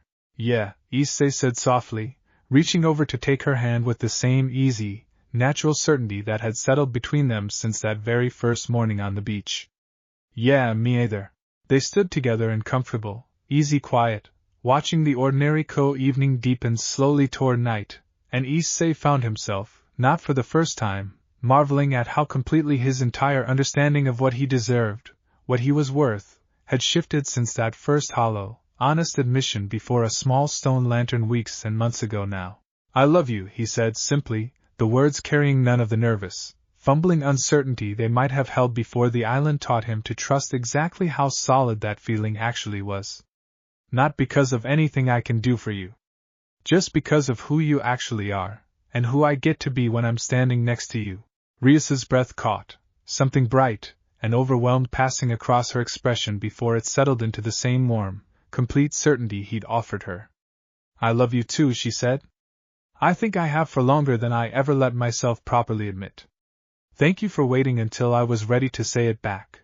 "Would have waited as long as it took," Issei said, and meant it entirely, and when she leaned in to kiss him, soft and certain and utterly unhurried, he felt the last small, quiet piece of everything the island had spent months carefully building in him settle into its permanent, rightful place. They stayed on the balcony a while longer, easy and unhurried, watching the stars emerge one by one in patterns that had become, over the months, as familiar and comforting as the island's own strange sky had once been, and when they finally rejoined the rest of the family inside, nobody needed to ask what had shifted between them on that quiet balcony. It was written plainly enough in the easy, settled way they moved together now, two people who had found, through storm and trial and hard One Piece alike, exactly the home they'd both been quietly searching for all along. The final message from the warden that autumn arrived on an unremarkable Sunday afternoon, the small pale flower on the clubroom windowsill brightening with its familiar, patient glow while the whole family gathered for their usual easy weekend routine, and Rias crossed to retrieve it with the same quick, practiced ease that had become second nature since their first return home. "I have news," it read, "that I believe you will find worth the telling. The leader who once tested your family so thoroughly reached out through a quiet, unofficial channel this past week, careful and guarded, but genuine, I believe, in its intent. It did not ask for forgiveness, nor did it offer any promise of immediate reform. But it asked a single question, one I believe it has been carrying since the small chamber where Rias first offered it something other than pure hostility. It asked whether a faction built on hunting strays could ever truly become something else, given enough time and enough proof that another way exists. What did you tell it? Issei asked, reading over Rias's shoulder along with the rest of the gathered family. I told it the truth, the note continued, as though anticipating the question. That I did not know, but that I had watched, this past year, an entire family prove exactly that kind of transformation was possible, given honesty, and trust, and a willingness to offer up old fears rather than let them harden into something permanent. I told it that if it was genuinely asking the question, rather than merely testing for weakness the way it once tested all of you, then perhaps it already carried the beginning of its own answer.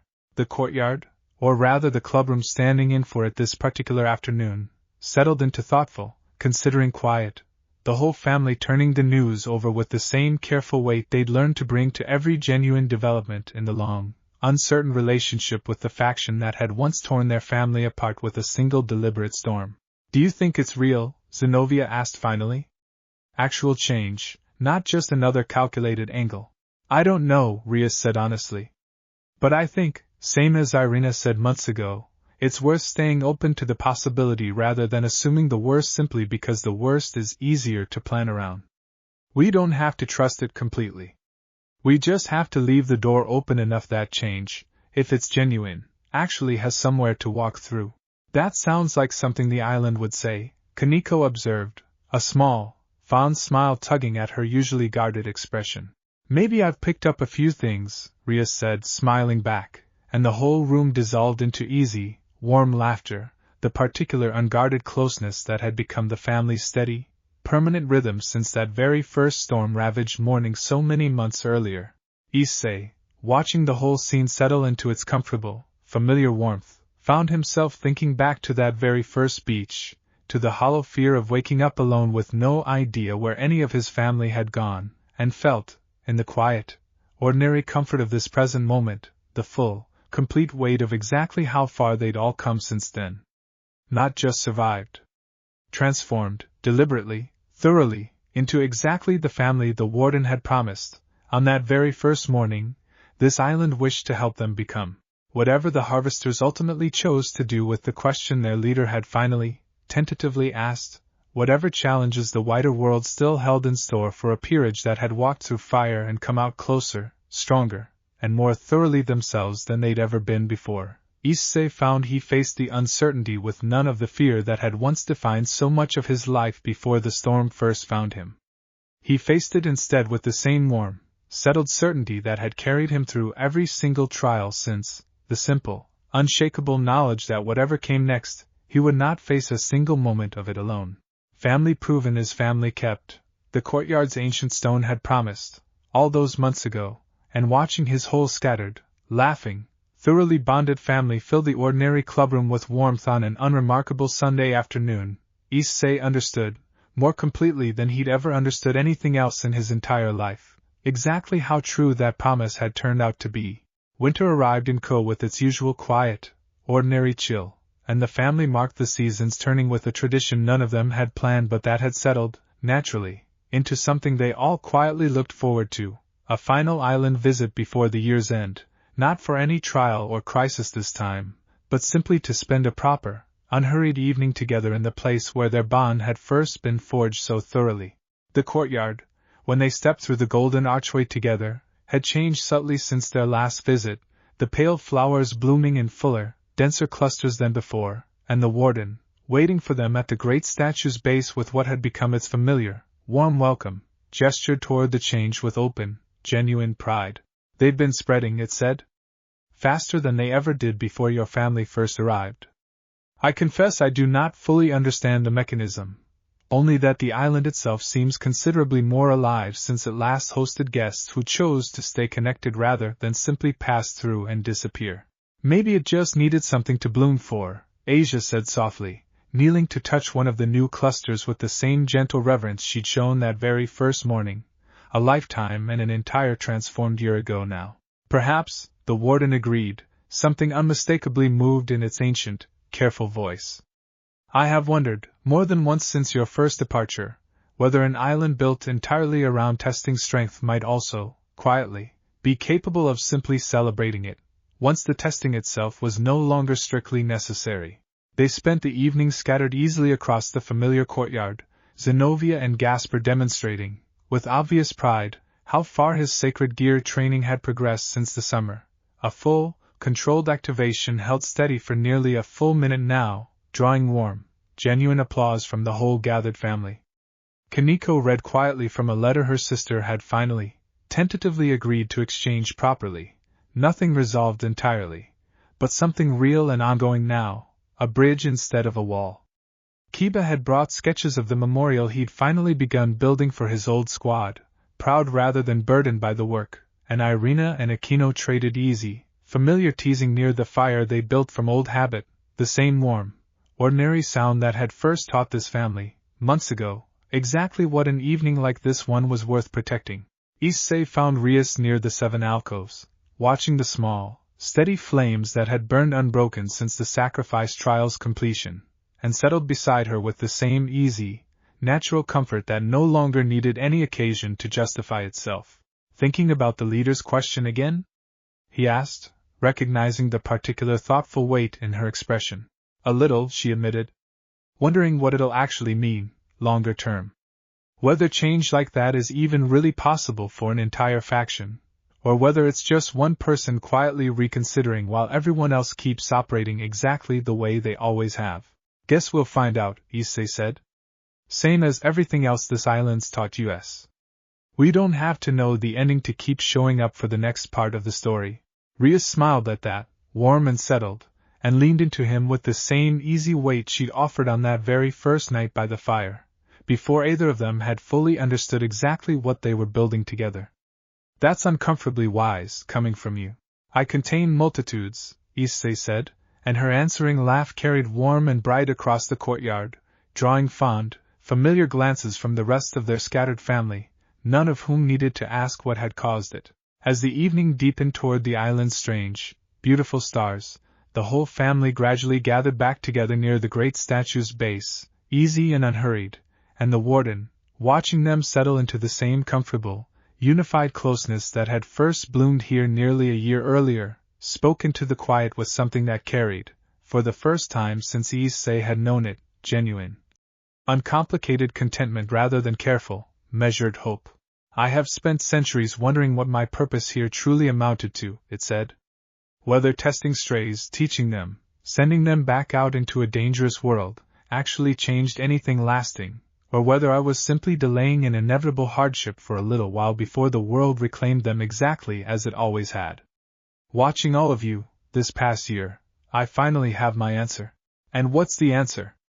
Gasper asked, curled comfortably against Kaneko's side exactly as he had on that very first night, though nothing about the fear that had once defined those early evenings remained in him now. "That it matters," the warden said simply. "Every single trial, every offered fear, every hard-fought battle and quiet, ordinary evening since. It matters because you carried it forward, out into that dangerous world, and instead of letting it harden or fade, you built something with it. A family stronger than the danger it faces. A hope specific and real enough to reach even a faction that once saw you only as prey worth hunting." The courtyard settled into warm, contented quiet at that. The whole family gathered close around the guardian who had first found them scattered and afraid on a storm-ravaged beach and helped shape them, patiently, thoroughly, into exactly the family capable of finding each other again, no matter what storms, or factions, or uncertain futures still waited beyond this island's gentle, golden borders. "Same time next season?" Rias asked, as the evening finally wound toward its close and the passage home began forming, warm and patient, at the courtyard's edge. "Same time next season," the warden agreed, warmth and certainty both threading through its ancient voice, "and every season after that, for as long as this family continues choosing, again and again, to walk back through that door. I do not believe, after everything I have watched you build together, that I will ever grow tired of counting exactly how many times that choice gets made." They stepped back through the golden archway together, one final time before winter properly settled over Ko, carrying with them, as they always did now, the same quiet, unshakable certainty that had first bloomed in a ruined courtyard full of carved stone and pale, glowing flowers. Whatever the world still held in store, storm or peace, danger or quiet, ordinary evenings spent simply being together, They would meet every single bit of it exactly the way this island had taught them to, family proven and family kept, together, always, and never, ever alone. Back in Ko that same night, once the family had scattered toward their own homes and the ordinary business of school and duty had reasserted itself over the quiet magic of the evening they'd just shared, Issei found himself standing alone for a moment on the walk home, breath fogging faintly in the winter air, and allowed himself a long, unhurried look back over everything the past year had actually held. A storm that had torn his whole world sideways without warning. A beach, and a hollow, terrified certainty that he'd lost everyone who mattered to him.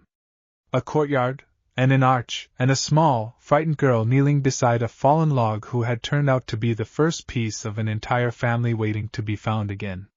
Trials that had asked him to offer up every quiet fear he'd never once said aloud, and a guardian, patient and ancient and lonelier than it ever fully admitted, who had taught all of them, slowly and thoroughly, exactly what it meant to be kept rather than merely tolerated.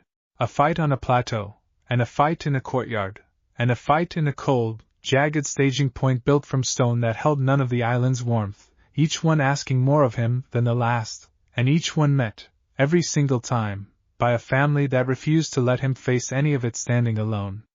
A leader who had once promised nothing but patient, cold pursuit, now, tentatively, asking whether change was even possible at all, and receiving, in answer, the quiet, living proof of exactly what this family had already accomplished together. And now, walking home through an ordinary winter evening with the whole weight of that entire journey settled warm and certain in his chest, Issei found he wouldn't trade a single difficult moment of it, not the fear, not the fights, not the long, uncertain nights waiting to learn whether everyone he loved had truly made it through safely. Because every single one of those moments had built, brick by careful brick, exactly the family walking beside him now, and exactly the person he'd finally, fully become in order to deserve standing among them.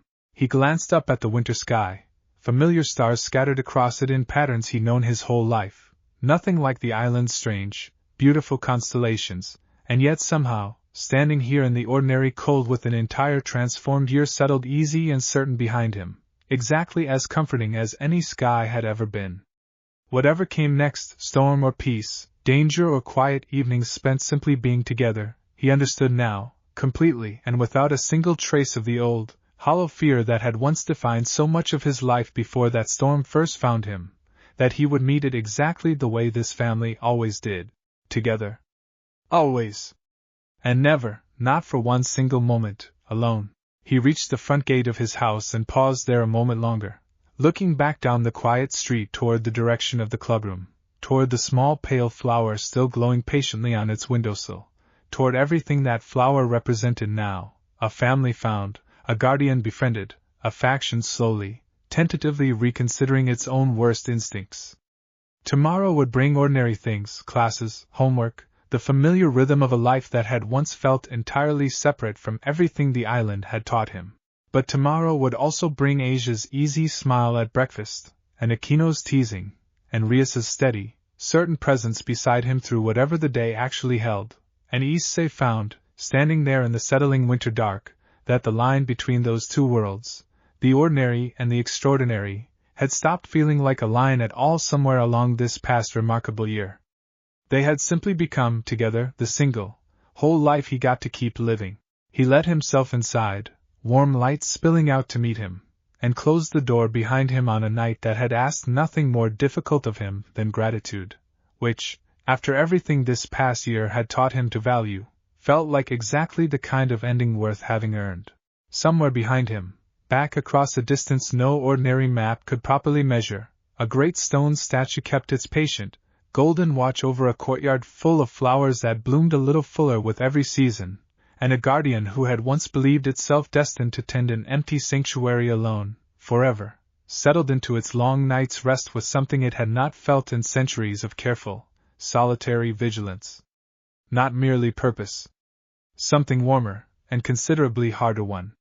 The simple, permanent certainty of being loved, and of loving in return, exactly the way it had spent an entire remarkable year quietly, patiently teaching an entire found family how to do. And far above the courtyard, past the strange, familiar stars, the barrier held steady and strong, patient and unbroken, a quiet promise kept for one more peaceful night, and for however many more nights it would take before the world outside finally, fully learned everything this small, remarkable family had already proven true. The message that changed everything arrived in the dead of a late winter night, not through the small pale flower on the clubroom windowsill, but through a far less gentle channel entirely, a jagged, urgent tear ripping open directly above Issei's bed and depositing a single, folded scrap of dark cloth onto his blanket before sealing shut just as abruptly, leaving him blinking awake in the sudden silence with his heart hammering and Drake already alert and wary at his wrist.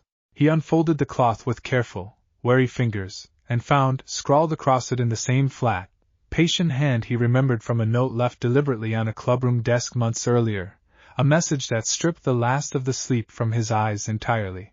The question I asked your sanctuary keeper was not merely idle curiosity. It was the beginning of something my superiors have noticed, and do not intend to tolerate. I have perhaps 3 days before the deviation is dealt with permanently. I do not ask for rescue, only for warning to be passed to your alliance. What comes after me will not stop to ask questions of anyone. Issei was already moving before he'd finished reading it twice, pulling on clothes and crossing the short distance to Rias's family estate with the particular urgent speed only real emergencies ever demanded of him anymore, and by the time he arrived, breathless, the small pale flower on Rias's own windowsill had already begun glowing bright and insistent, the warden's voice rising from it the moment he stepped through the door. I felt something shift at the barrier's edge just now, it said, before either of them could properly explain what had happened. Something considerably larger gathering, patient and deliberate, in a formation I have not sensed since long before your family first arrived. I believe, whatever warning has reached you, it arrives none too soon. Rias, still in her nightclothes but every inch the focused, commanding heiress despite the hour, read the scrawled note twice through before setting it carefully on her desk. The leader's being hunted for questioning its own faction. And whoever's coming to deal with that deviation is coming here too. Makes sense, Issei said grimly. If the crack we put in its certainty is worth silencing, the source of that crack probably is too. By dawn, the whole family had gathered, along with Surzex, Sona, and Azazel, summoned through the same urgent channels that had once coordinated Gasper's rescue, and the mood in the clubroom carried none of the settled, comfortable warmth of recent months, replaced instead by the same sharp, focused tension that had defined every genuine crisis this family had already weathered together. 3 days, Surzex repeated, turning the number over with careful, deliberate weight. That's not much time to prepare for whatever's being described as considerably larger than anything we've faced from this faction so far. The warden called it a formation it hasn't sensed since long before we arrived, Rias said. Which means this isn't another scouting party, or even another leader like the one we've already fought twice. This is something the harvesters have apparently been holding in reserve. A purge force, Azazel said grimly, arms crossed, all trace of his usual lazy amusement long since burned away. Meant to deal with internal deviation quickly, thoroughly, and with enough overwhelming force that nobody watching gets any ideas about following the deviant's example. If that's genuinely what's mobilizing, we're not looking at a skirmish. We're looking at something considerably closer to a small war. Sona, already working through the tactical implications with her usual sharp, methodical focus, looked up from her notes, with a question that settled heavily over the whole room. Where is it actually headed? The harvester camp, wherever that's hidden. Or here, to Ko, where the family it's apparently been tracking still lives. The silence that followed that question was answer enough, and Rias, feeling the same cold, protective fury she'd carried through Gasper's abduction settle over her once more, rose from her seat with the hard, unshakable resolve that had carried her family through every single trial and fight the past year had asked of them. Then we don't wait to find out, she said. We reach the warden, we reach the island, and we make sure whatever's coming finds a sanctuary and an alliance considerably better prepared to meet it than any purge force is expecting. And if there's any way to actually save the leader who took the risk of warning us in the first place, we take it. We don't leave family behind. Even family we're still cautiously, carefully learning to trust. They spent the first of their 3 days in furious, focused preparation, the clubroom transformed into something closer to a war room than the familiar, comfortable space it had become over months of ordinary evenings together, Surzek's coordinating with the wider coalition to mobilize whatever reinforcements the fragile, still forming alliance could actually provide on short notice, while Rias's own peerage worked through every tactical lesson the island's trials had ever taught them, refining and sharpening formations that had already proven themselves against considerably smaller threats. Gasper, to everyone's surprise and quiet pride, was the one who suggested the most significant addition to their preparations, approaching Rias with careful, determined certainty during a brief lull in the planning. "I want to actually use it," he said. "The forbidden Bellevue. Properly, not just controlled practice sessions in a safe courtyard. If this is as big as everyone's saying, I don't want to be the reason the family has to hold back protecting me instead of fighting at full strength." Rias studied him for a long, careful moment, weighing the offer against the fierce, protective instinct that had defined so much of her care for him since the abduction. "Are you certain?" "Truly certain, not just trying to prove something?" "I'm certain," Gasper said, and the steady, settled confidence in his voice carried none of the old fear that had once defined every conversation about his power. "Zenobia and the Warden have been training me for months exactly for a moment like this. I think it's time I actually trusted that training enough to use it." "Then we'll build the formation around that," Rias said, something warm and proud settling behind her focused, tactical expression. "Not holding you back. Using exactly what you've become." By the second day, word had reached them through the wider coalition that Michael himself had taken personal interest in the mobilizing threat, offering a small contingent of angelic support to reinforce whatever defense the island ultimately required, and Azazel, coordinating his own fallen resources with characteristic thoroughness beneath his usual flippant exterior, confirmed a similar commitment from his own ranks. "First time in longer than I care to admit," he said, reviewing the assembled coalition's growing strength with open, genuine satisfaction, "that devils, angels, and fallen have mobilized together this quickly, for this clear a purpose. Whatever else comes of this fight, that alone is worth something." "The Warden's alliance made that possible," Surzek said. "A shared, neutral cause serious enough that old grudges finally took a back seat to something that actually mattered more." Issei, meanwhile, spent much of the second day in quiet, focused preparation of his own, working through every boosted stage Drake could help him access, pushing toward the same hard, clarifying threshold that had carried him through both previous confrontations with the Harvester leader, and found, testing the edges of his own growing strength, that something had shifted since the last real fight, a deeper, more settled confidence threading through every boost, built not from desperation but from the accumulated certainty of an entire year spent proving, over and over, exactly what this family could survive together. "You've grown considerably, partner," Drake observed, during one of their final practice sessions before the third day's deadline arrived.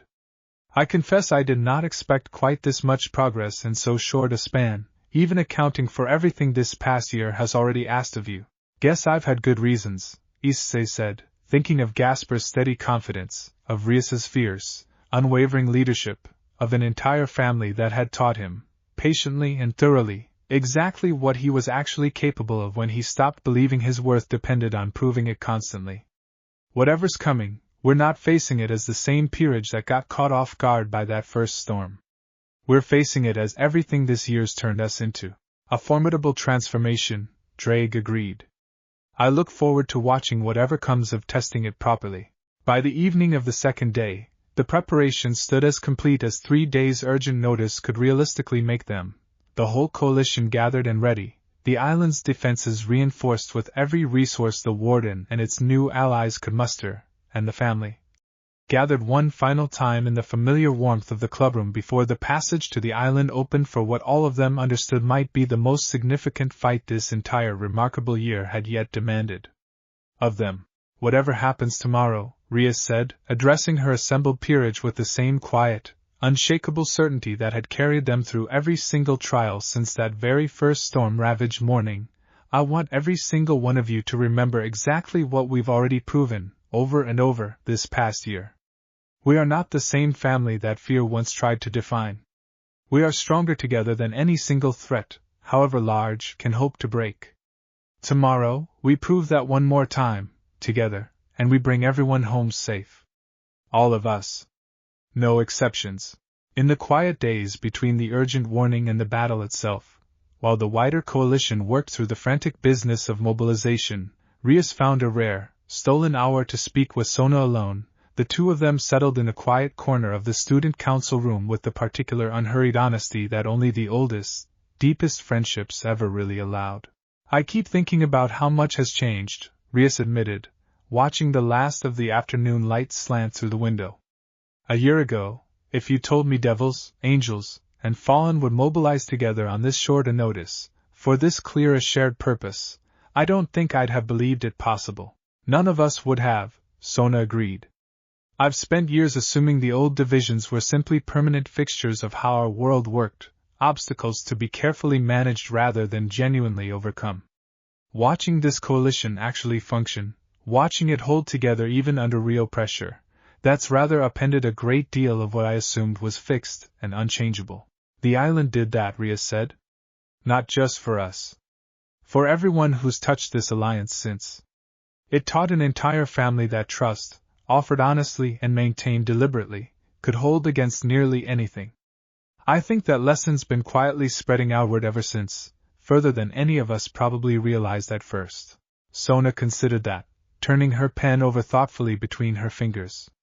Do you ever worry about what happens if it's tested again, and this time the coalition isn't quite strong enough to hold? Every day, Rias admitted honestly. But I think that worry's rather different from the fear I used to carry, before all of this started.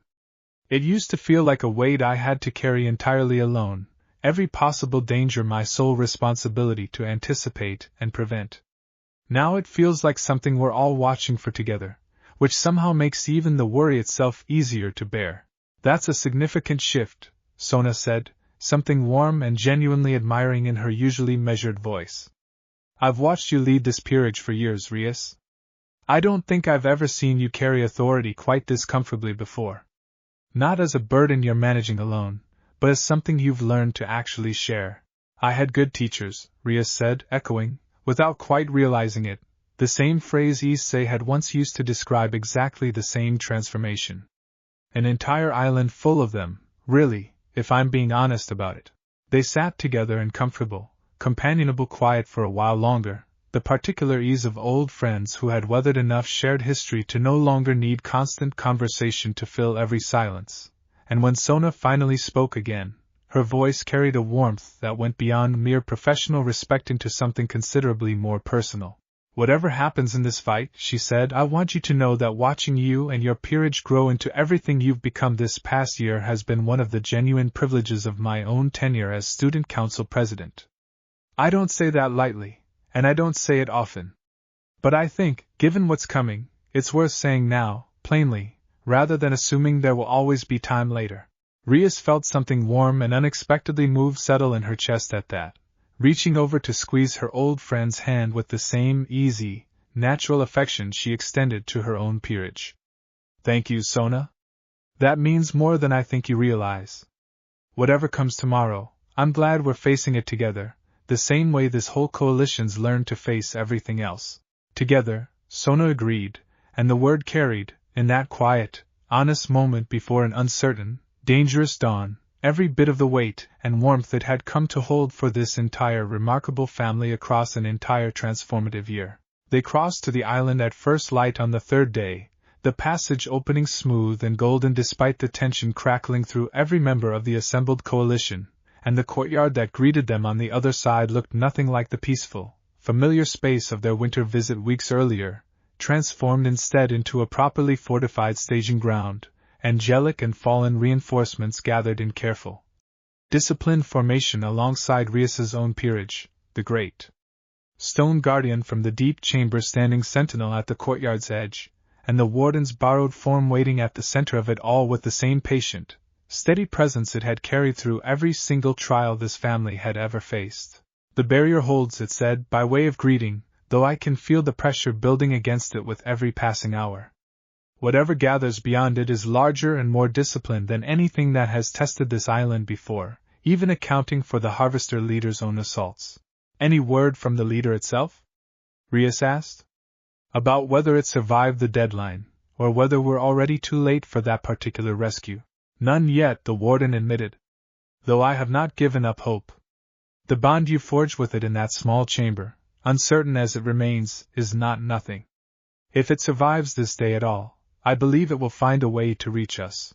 Serzex, standing at the courtyard's edge with Michael's angelic contingent and Azazel's fallen forces both arrayed carefully around him, studied the gathering tension in the air with the same focus, commanding attention he'd brought to every crucial decision since this crisis first began. Positions, everyone.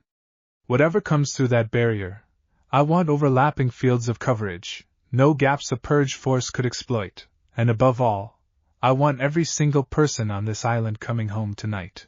The formation settled into place with practice, disciplined speed, Rias's peerage anchoring the courtyard's center exactly as they had against the Harvester leader's own assault months earlier, Gasper standing steady and ready among them rather than sheltered at its edge, his sacred gear's power already humming faintly at the ready beneath his calm, determined composure. The angelic and fallen contingents spread wide along the courtyard's flanks, and the great stone guardian, at some signal from the warden that Issei couldn't quite perceive, stepped forward to take up position directly before the barrier's most vulnerable approach. They didn't have to wait long. The sky above the courtyard tore open all at once, not the single, contained rift the Harvester leader had used before, but a vast, jagged fracture spreading wide across the whole horizon, and through it poured a force considerably larger than anything the family had yet faced, dozens of cloaked figures descending in disciplined, coordinated waves, and at their center, towering above even the tallest of the standard scouts, a figure wrapped in dark, layered robes that seemed to devour the courtyard's golden light rather than simply block it, radiating a cold, absolute authority that made even the leader's earlier, patient menace feel, by comparison, almost gentle. The Prime Harvester, the warden said, quiet and grim, recognition and old, weary dread both plain in its ancient voice. I had hoped never to see it step through a barrier of mine again. You've fought it before, Issei said, already feeling Drake's power surging in urgent readiness at his wrist. Centuries ago, the warden confirmed. It cost this island dearly then, and I do not believe it intends to be gentler now. The Prime Harvester's featureless, cowled head swept slowly across the assembled coalition, taking in the disciplined formations, the angelic and fallen reinforcements standing shoulder to shoulder with devils, the great stone guardian planted immovable before the barrier's edge, and when it finally spoke, its voice carried none of the patient, measured cruelty of the leader they'd already twice defeated, only flat, absolute certainty, the particular chilling calm of something that had never once seriously doubted its own inevitable victory. An impressive gathering, it said, for what remains, at its core, nothing more than a stray sanctuary and the scattered, temporary allies it has managed to bribe into standing beside it. I have come to correct a deviation this island allowed to fester unchecked for far too long. I would suggest standing aside, but I confess, watching the formation you've assembled, I rather doubt any of you intend to take that suggestion seriously. You'd be right about that, Rias said, crimson power already blazing bright and ready at her fingertips, the whole assembled coalition settling into the same hard, unified readiness around her.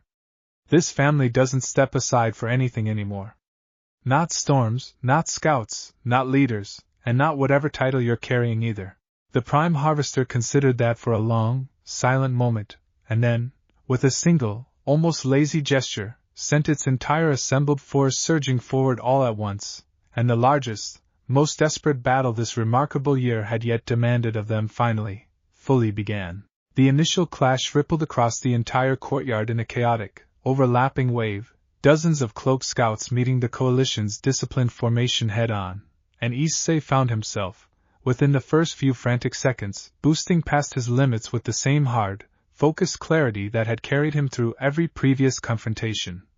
Driving deep into the enemy's front ranks alongside Rias's crimson power, and the angelic contingent's bright, cutting light. Formation holds.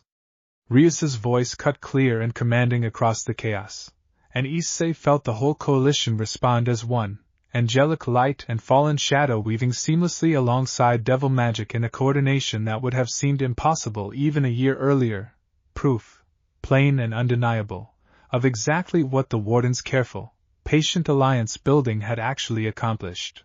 Zenobia and Kiba anchored the courtyard's center exactly as they always had, driving back wave after wave of cloaked scouts with the same practiced, seamless tandem the Guardian's trial had first taught them, while Akino's lightning arced overhead in devastating coordination with a squadron of angelic light bearers, the combined power scattering entire clusters of enemy scouts in single, brilliant bursts. Kaneko and Irina worked the courtyard's flanks with brutal, efficient precision, and Asia, positioned at the formation's heart exactly as always, kept the entire coalition's collective wounds from ever accumulating into anything that might slow the fight's momentum. It was Gasper, though, who drew every eye the moment the fight's chaos briefly parted enough to reveal him, standing steady at the formation's center, his sacred gear's power finally, fully unleashed, the courtyard rippling and slowing around him in a wide, controlled radius that sent a full third of the Prime Harvester's advancing force stumbling, disoriented, into easy range of the coalition's waiting counterattack. "That's incredible," Irina shouted, delighted even amid the chaos, cutting down 2 staggered scouts in quick succession. "Gasper, that's absolutely incredible. Just doing my part," Gasper called back, and though sweat beaded heavy on his brow with the effort of maintaining the working, his voice carried none of the old fear, only fierce, determined pride. The Prime Harvester, watching its initial wave falter and scatter against the coalition's unified, disciplined resistance, finally stepped forward itself, dark power gathering around it with a cold, absolute density that made even the courtyard's ambient light seem to dim in response. It moved toward the great stone guardian first, testing the ancient sentinel's defenses with a single, contemptuous strike that nonetheless staggered the massive stone figure back several full strides. "The guardian will not hold alone against that," the warden said, urgent now, its borrowed form already moving to reinforce the ancient sentinel directly. "I must lend it what strength I can. Trust the coalition to hold the wider field." "Go," Rhea said immediately. "We've got this." The warden's golden light surged forward to merge with the stone guardian's own ancient power, the combined presence meeting the Prime Harvester's next strike with considerably more resistance than either had managed alone, and Issei, catching sight of the fierce, coordinated defense out of the corner of his eye even as he drove back another wave of scouts, felt a fresh surge of fierce, protective determination settle over him. Whatever this fight ultimately cost them, he understood with complete, unshakable certainty, this family, and everyone who had chosen to stand beside it, would not be the ones paying that cost today. The battle raged on, brutal and sprawling, the courtyard's carved stones scarring under blow after coordinated blow, until finally, amid the chaos, a fresh disturbance rippled through the sky above them, a smaller, more familiar rift tearing open at the courtyard's edge, and through it, breathless and battered but very much alive, stumbled the one figure none of them had quite dared hope to see again. In the thick of the fight's most desperate stretch, before the leader's arrival had shifted the battle's momentum, Kaneko and Irina found themselves cut off from the main formation entirely, driven back by a concentrated push of Prime Harvester scouts toward the courtyard's far edge, near the same 7 alcoves where the sacrifice trial had once asked this family to offer up its deepest fears. "We're pinned," Irina said, breathing hard, blessed blade flashing to deflect a strike that would otherwise have connected clean. "I can't see a clear path back to the others." "Then we make one," Kaneko said, dropping low to sweep the legs from beneath the nearest scout before it could press its advantage, her claws catching dark energy with brutal, practiced precision. "Same as everything else this island's taught us. We don't wait for rescue. We fight for it." They worked in tight, coordinated tandem, Irina's blessed light scattering the worst of the dark energy while Kaneko's speed and strength cleared the physical space around them, and for a long, grueling stretch it seemed almost enough, the two of them holding their ground against considerably heavier numbers than either would have chosen to face alone.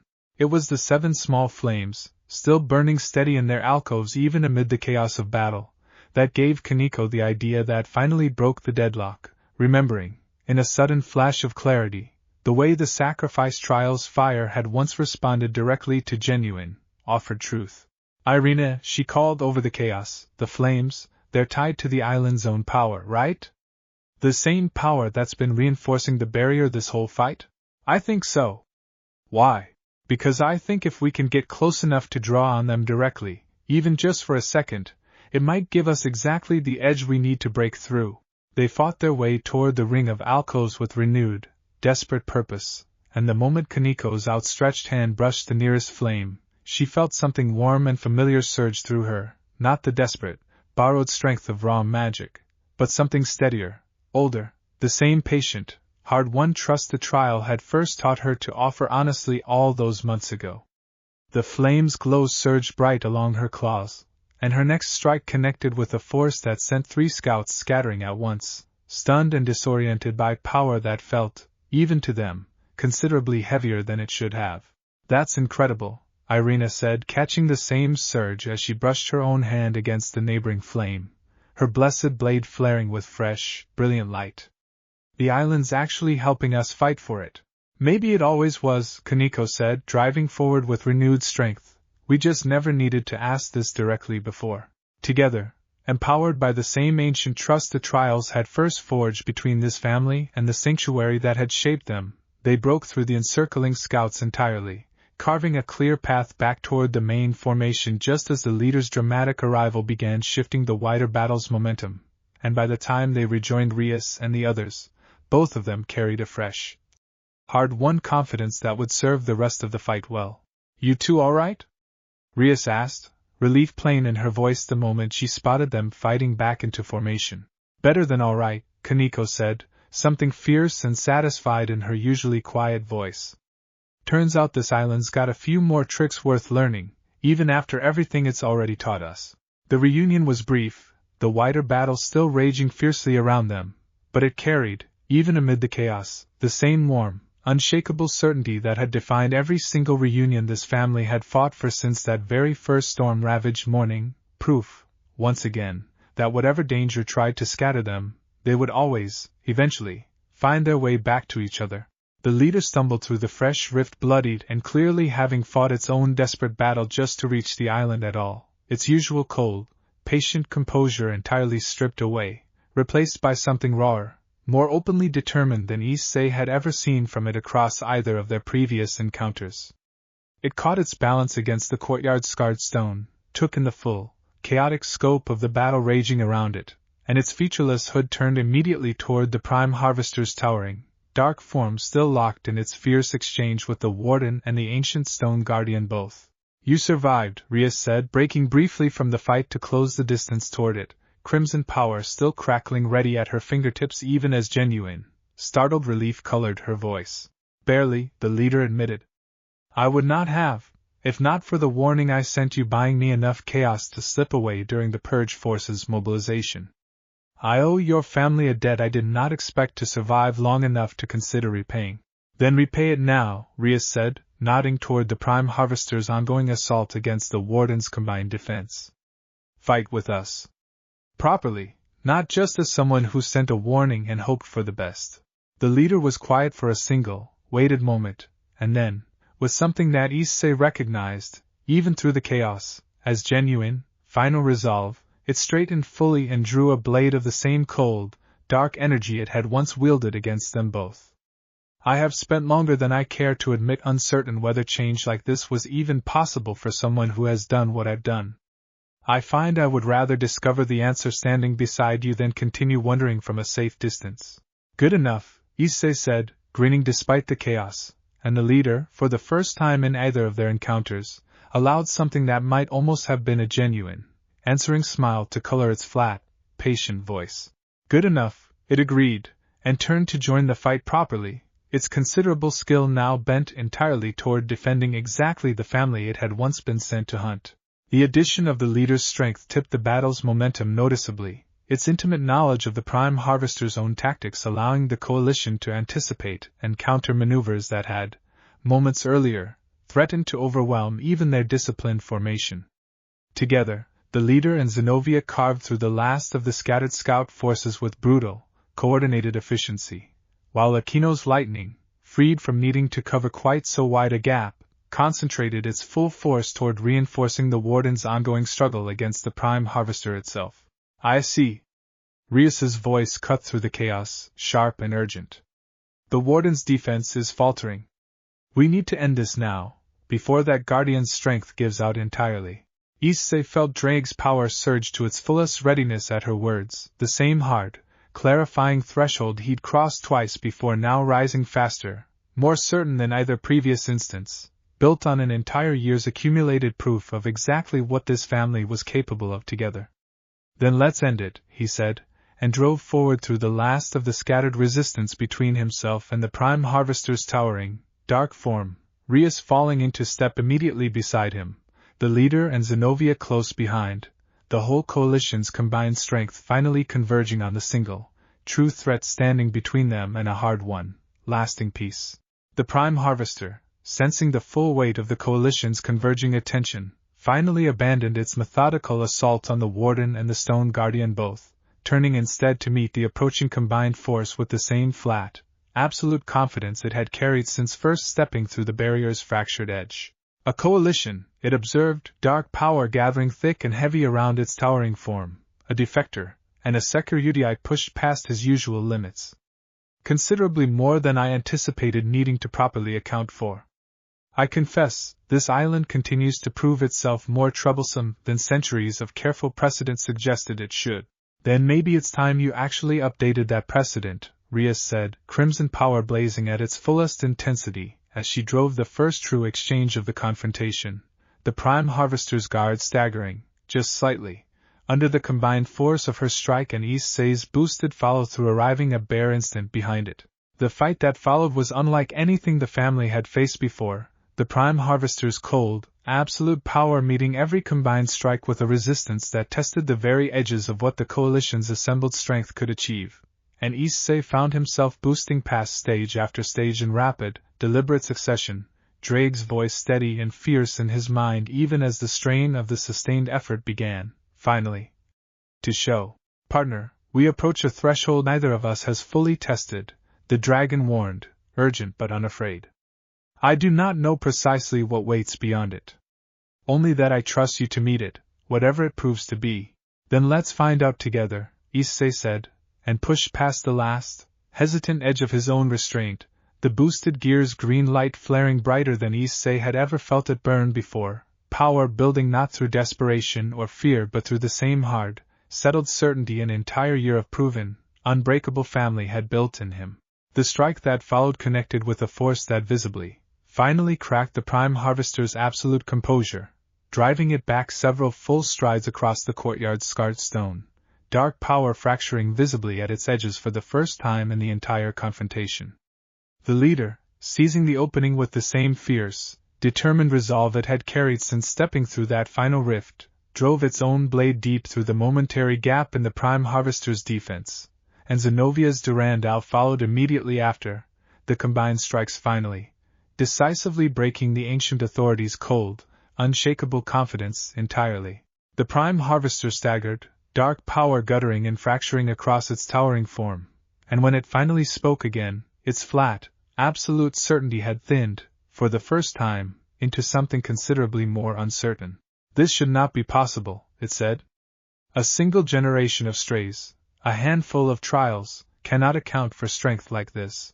You're right, Rias said, crimson power still blazing steady and unbroken at her fingertips, as the whole coalition closed ranks around the staggered, faltering figure. It's not just the trials. It's everything we built because of them. Trust, and family, and an entire alliance willing to stand together instead of staying scattered and easy to pick off one at a time. That's not something a purge force built on fear and hierarchy is ever going to properly understand, let alone defeat. The Prime Harvester considered that, its featureless, cowled head turning slowly across the assembled coalition, the devils and angels and fallen standing shoulder to shoulder, the defected leader fighting fiercely alongside the very family it had once been sent to destroy, the great stone guardian and the ancient, patient sanctuary keeper both still standing despite everything thrown against them, and something in its towering, dark posture finally, visibly conceded the battle's outcome, even before the final blow fell. A costly lesson, it said, dark power already gathering into the shape of a hasty, retreating rift. One I did not expect to learn today, and one I suspect my own superiors will find considerably less easy to dismiss than my previous reports on this particular sanctuary. Then take that lesson back with you, Rias said, and make sure whoever you answer to understands it clearly. This family, and everyone standing with it, is not worth the cost of hunting anymore. Not now, and not ever again. The prime harvester held her gaze a moment longer, something unreadable passing behind its featureless hood, and then, without further ceremony, stepped back through the hastily formed rift, the tier ceiling shut behind it with none of the cold, deliberate finality of its earlier appearances, leaving instead only sudden, ringing silence, and an entire coalition of devils, angels, fallen, and one newly proven ally. Standing bruised, exhausted, and entirely, unmistakably victorious across the scarred but unbroken courtyard of an island that had, once again, proven exactly what it had always promised to protect. Weeks after the battle's end, once the coalition's formal structures had settled into their new, permanent shape and the island itself had begun the slow, careful work of healing its scarred courtyard, Vesper approached Rias during a quiet evening visit, something clearly weighing on its mind despite the months of steady, patient integration into the family's wider orbit. "I have a request," it said, "though I confess I am uncertain whether I have any right to make it, given everything that came before." "Ask anyway," Rias said. "We don't turn away honest requests in this family, whatever came before them." "I would like to properly apologize," Vesper said, "to the young vampire specifically." Gasper. "I used his fear as a calculated tool once, without a second thought for what that cost him personally. I have watched him grow considerably braver since, largely through his own effort and this family's patient support, but I do not believe that growth erases what I did to enable it in the first place." Rias considered the request seriously, recognizing in it the same kind of hard, honest accounting the island's trials had once demanded of her own family. "I think he'd appreciate that. More than you might expect. He's spent a lot of this past year learning that facing things honestly, even difficult things, matters more than pretending they never happened." They found Gasper later that same evening, working through a fresh sacred gear exercise with Zenobia near the courtyard's edge, and Vesper approached with visible, careful uncertainty that Issei, watching from a short distance away, found himself genuinely moved by the same vulnerable honesty this entire family had learned to value above easy comfort. "I owe you an apology," Vesper said, once Zenobia had paused the lesson to allow the conversation space. "I used your fear deliberately, as a tool, without any consideration for what that cost you. I do not ask you to forgive that easily, or quickly. I only wanted you to hear it said plainly, from me directly, rather than left unspoken simply because time has passed and circumstances have changed." Gasper considered the apology with the same careful, thoughtful weight he brought to everything since the island first taught him to trust his own judgment properly. "I was really scared," he said finally. "For a long time after. But I don't think staying angry at you forever is actually what I want either, especially not after watching you fight for this family in that battle, and after everything you've helped teach me since." He paused, working through the rest of his thought carefully. "I think I forgive you. Not because what you did was okay. Just because I don't want to carry that fear as anger anymore. I'd rather carry it as proof that people can actually change, if they really want to." Something in Vesper's featureless expression shifted, visibly moved, and it inclined its head in the same small, respectful bow the warden had once offered this family at their very first meeting. "That is considerably more grace than I believe I have earned." "Thank you." "You're welcome," Gasper said simply, and then, with the easy, forgiving resilience that had always been one of his quiet strengths even through the worst of his fear, added, "Now come on, Zenobia was just about to show me a new defensive stance. You should watch. Might help you understand what this training's actually built, these past few months." Vesper settled in to watch the remainder of the lesson with quiet, genuine attention, and Issei, observing the whole scene unfold from a comfortable distance, felt the same warm, settled certainty that had carried him through every single trial and fight this remarkable journey had asked of him, the simple, complete understanding that this family's capacity for offering honest grace, even to those who had once caused it genuine harm, was exactly the kind of strength no purge force or ancient authority would ever fully manage to break. The aftermath settled over the courtyard slowly, the frantic chaos of battle giving way to the particular exhausted, tender relief of an entire coalition tending its wounded and counting, with fierce, grateful care, every single face that had made it through intact. Asia moved tirelessly among the gathered forces. Her healing light stretched further than it had ever been tested before, aided now by a handful of angelic healers who fell in naturally beside her with the same easy, practiced coordination the whole fight had demanded. The warden, its borrowed form visibly strained from the sustained defense alongside the ancient stone guardian, nonetheless managed a small, grateful smile as Rias and Issei crossed to check on it personally, the guardian itself settling back into its patient, watchful stillness at the courtyard's edge, scarred but unbroken. That was closer than I would have liked to admit, the warden said. I have not faced the prime harvester directly since long before any of you were born, and I confess, I was not entirely certain this island's defenses, even reinforced by such a remarkable coalition, would prove sufficient. They did, though, Issei said, settling down beside it with the particular bone-deep exhaustion of a fight that had asked absolutely everything of him. Barely, maybe. But they did.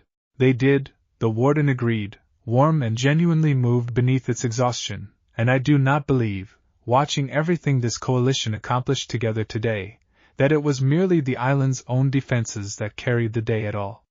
It was every single bond this family, and everyone who chose to stand beside it, has spent this past remarkable year so carefully building. The leader, seated a short distance away while Asia tended the worst of its battle wounds, watched the exchange with an expression Issei still couldn't fully read behind its featureless hood, though something in its posture carried none of the cold, patient distance it had once maintained so carefully. You fought well, Zenobia said, settling beside it with characteristic bluntness once Asia's healing had eased the worst of its injuries. Better than I expected, honestly, given you'd apparently just survived your own faction trying to kill you for daring to ask a single honest question. I had considerable motivation, the leader said. And I confess, considerable curiosity about what it might actually feel like to fight beside a family rather than against one. I find I am not entirely certain what to do with the answer that curiosity provided me today. Figure it out as you go, Zenobia said, shrugging with easy, practical wisdom. That's rather how the rest of us managed it too. Rias, gathering her own peerage close around her in the courtyard's exhausted, settling quiet, found Surzex approaching with Sona and Azazel both, the three of them carrying the particular satisfied, weary relief of leaders who had just watched a fragile, hard-won alliance prove itself decisively under the most severe pressure it had yet faced. This changes things, Surzex said, surveying the scarred but intact courtyard. The coalition force is already beginning the slow, careful work of standing down from battle readiness. A coordinated defense at this scale, across three factions and a previously unaligned sanctuary, succeeding against a threat this significant. That's not just a victory today. That's proof of concept for everything this alliance could still become. And the Prime Harvester's retreat, Sona added, carrying word back to whatever authority actually governs that faction, that hunting strays connected to this particular alliance carries a cost considerably steeper than anticipated. That's not the end of the Harvesters as a threat, I suspect. But it's a significant, meaningful blow against their confidence. And we've gained an ally in the process, Azazel said, glancing toward where the leader still sat recovering, Zenovia's easy, practical company clearly doing more for its uncertain reintegration than any amount of formal diplomacy could have managed. Someone with genuine, first-hand knowledge of exactly how that faction operates. That's not a small thing to have earned from a single, brutal day's fighting. Rias looked around at the whole scarred, exhausted, thoroughly victorious courtyard, at her family gathered close and whole around her, at the wider coalition that had proven, decisively, exactly what shared purpose and hard-won trust could accomplish even against overwhelming odds, and felt, settling deep and permanent in her chest, the same certainty that had carried her through every single trial and fight since that very first storm-ravaged morning. Then let's make sure today counts for something lasting, she said. Not just a battle one, but a foundation built. This alliance, this family, everything we've proven together this past year.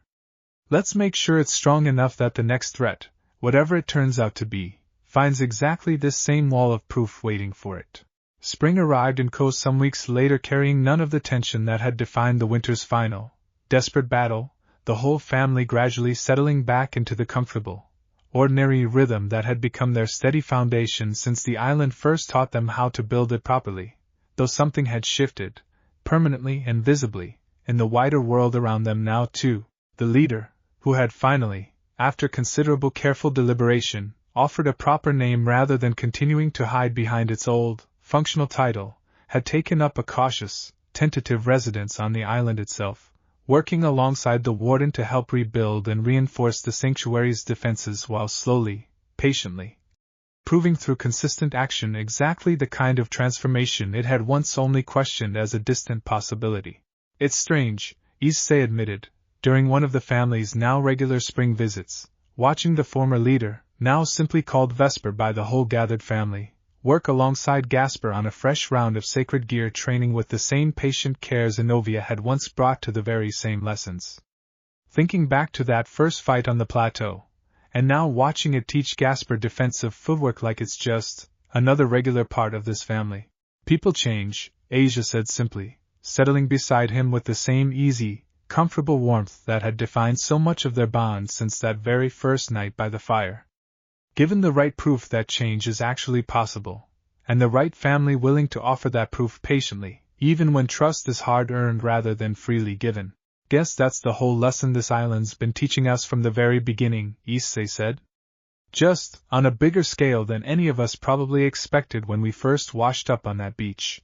Across the courtyard, Rias stood in quiet conversation with Surzex, Sona, and the warden, finalizing the details of what had become, in the months since the battle, a properly formalized, thriving coalition, its reach extending now well beyond the original cautious alliance into something considerably more permanent, a genuine, standing partnership between devils, angels, fallen, and the ancient sanctuary that had first proven, so many months earlier, exactly how much stronger unified strength could prove against a world that had once counted on division to hunt exactly the kind of families it produced. The harvesters have gone quiet since the prime harvester's retreat, Surzex was saying, as Rias approached to join the conversation properly. Not gone, I don't believe, but considerably more cautious. Vesper's intelligence has already helped us disrupt 2 smaller operations that would otherwise have gone entirely unnoticed. A war isn't won in a single battle, the warden said, warm but carefully measured. But a foundation, properly built, can withstand considerably more than any single threat ever manages to throw against it. I believe, watching everything this alliance has accomplished since that difficult day, we have built exactly that kind of foundation.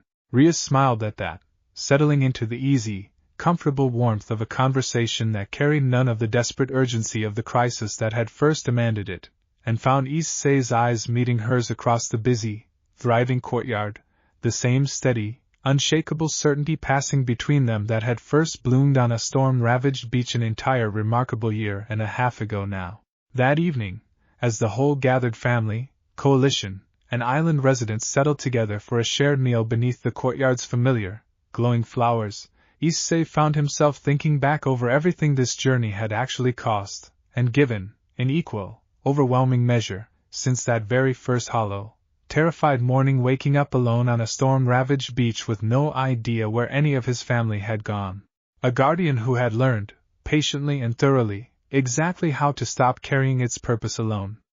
A family that had grown from 8 frightened teenagers and 1 small vampire boy into something considerably larger, stronger, and more thoroughly proven than any of them could have imagined possible. An enemy transformed through patient, hard-won trust, into an ally worth the considerable risk of that trust. And an entire world slowly, carefully learning exactly what this small, remarkable family had proven true from the very first trial onward. Family proven is family kept. The courtyard's ancient stones still promised, carved into the great statue's base exactly as it had been since that very first morning, and watching his whole scattered, thriving, thoroughly bonded family fill the courtyard with warmth and easy laughter beneath a sky considerably more familiar to him now than the one he'd been born beneath, Issei understood. More completely than he'd ever understood anything else in his entire life, that some promises, once properly earned, only ever grew stronger with every single test thrown against them. In the weeks following the battle's end, while the wider coalition worked through the careful business of formalizing its new, permanent structure, Akino found herself drawn back to the island more often than most of the family, claiming, whenever anyone asked, that she simply enjoyed the quiet, but Kiba, who had begun joining her on these smaller, informal visits, suspected there was something considerably more personal behind the pattern. "You've been coming here a lot," he observed, settling beside her near the courtyard's edge during one such quiet afternoon, the rebuilding work still visible in patches across the scarred stone. "More than just enjoying the quiet, I think."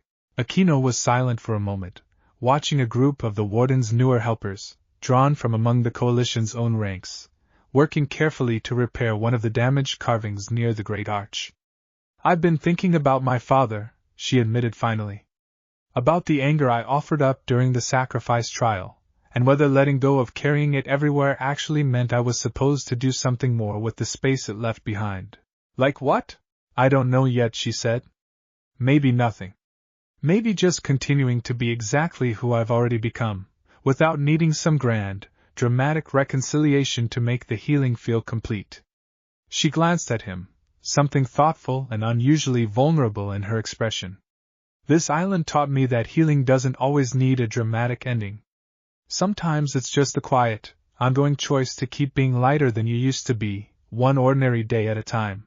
Kiba considered that, recognizing in it an echo of his own long journey away from the guilt he'd once carried for his squad. "That sounds like wisdom worth holding on to. I learned it from watching you, actually," Aquino said, a small, genuine smile tugging at her mouth. "Watching you build that memorial, properly, from a place of peace instead of obligation. I figured if you could manage that kind of quiet, ongoing healing, maybe I could learn to trust the same process for myself." "We've all been each other's teachers, this past year," Kiba said. "I don't think any of us really expected that, back on that first storm-ravaged beach. I think we all just assumed Bucho and the warden would be the ones doing the teaching, and the rest of us would simply be along for whatever they decided to guide us through." "Turns out family doesn't really work that way," Aquino said. "Turns out everyone ends up teaching everyone else something eventually, whether they planned on it or not." They sat together in comfortable, easy quiet for a while longer, watching the courtyard's slow, careful rebuilding continue around them, and Kiba found himself, not for the first time, deeply grateful for exactly this kind of friendship, built not on romance but on the particular, precious understanding of two people who had each offered up old grief and found, on the other side of it, someone willing to simply listen without judgment. "Thank you," he said finally, "for teaching me that grief and healing aren't actually opposites. I don't think I ever properly said that, even after all these months." "Thank you for teaching me the same thing right back," Aquino said, bumping her shoulder lightly against his, the same easy, familiar gesture the whole family had borrowed from each other so many times across this remarkable year. "Guess that's what family's actually for, in the end. Teaching each other, patiently, exactly how to keep growing lighter, one honest conversation at a time." The wider world, in the months following the battle and the coalition's formal solidification, began, slowly and carefully, to learn something of what this family and its remarkable alliance had actually accomplished, not through any dramatic public announcement, but through the quiet, steady accumulation of smaller, verifiable proofs, disrupted harvester operations, strengthened cross-factional cooperation. A sanctuary that had once operated in careful secrecy now standing as a recognized, respected pillar of a genuinely new kind of peace. Issei, walking through the ordinary halls of Ko Academy on an unremarkable spring afternoon, found himself reflecting on how strange it still felt, some days, that this entire transformed world existed alongside the same familiar, ordinary rhythms of homework and classes and idle conversation between friends who had no idea what any of it had actually cost, or given, in return. "You've got that thoughtful look again," Asia observed, falling into step beside him as they made their way toward the clubroom for the evening's usual gathering. "The one you get when you're thinking about everything that's happened since the storm." "Guess I do that a lot," Issei admitted, grinning. "Can't really help it. Feels important to keep remembering, even when everything's calm and ordinary again. Especially then, maybe." "I think that's exactly right," Asia said. "The warden always said the trials weren't meant to change us just for the moment they happened. They were meant to change us permanently, in ways that keep mattering even after the immediate dangers passed." They reached the clubroom to find it already filling with the familiar, comfortable warmth of the whole gathered family, Gasper proudly demonstrating a new level of control over his sacred gear to an appreciative audience, Kaneko reading aloud a particularly funny passage from her latest letter exchange with her sister, Zenobia and Irina deep in their usual easy, affectionate bickering, and Rias, seated at her desk with the small, preserved petal ring catching the evening light on her hand, looking up with a warm, welcoming smile the moment Issei and Asia stepped through the door. Just in time, she said. We were about to start without you. Start what? Issei asked, settling into his usual spot on the worn, familiar couch. Nothing important, Akino said, a teasing smile tugging at her mouth. Just planning our next island visit. Vesper's apparently gotten quite good at cooking, of all things, and insists on demonstrating for the whole family properly. That I've got to see, Issei said, laughing, and the whole room dissolved into easy, warm conversation, the particular unguarded closeness that had become this family's permanent, unshakable rhythm across an entire remarkable, transformative journey. Outside the clubroom window, the small pale flower continued its steady, patient glow, one thread among an entire growing, thriving network now connecting this ordinary room to a courtyard full of carved stone and hard-won peace, to a guardian who had learned, finally and completely, exactly what it meant to be found rather than simply endured, to an alliance spanning devils and angels and fallen alike, and to a former enemy slowly, patiently proving exactly how far honest change could actually carry someone, given enough time and enough family willing to offer the chance. Issei looked around at the whole scattered, laughing, thoroughly bonded family filling the ordinary clubroom with warmth on an unremarkable spring evening, and felt, settling deep and permanent in his chest, the same complete, unshakable certainty that had carried him through every single trial, every fight, and every quiet, ordinary evening since that very first storm-ravaged morning on a beach that felt, now, both impossibly distant and permanently, foundationally close. Family proven is family kept. The island's ancient promise had never once wavered, not through storm, not through trial, not through the fiercest battle this remarkable year had yet demanded.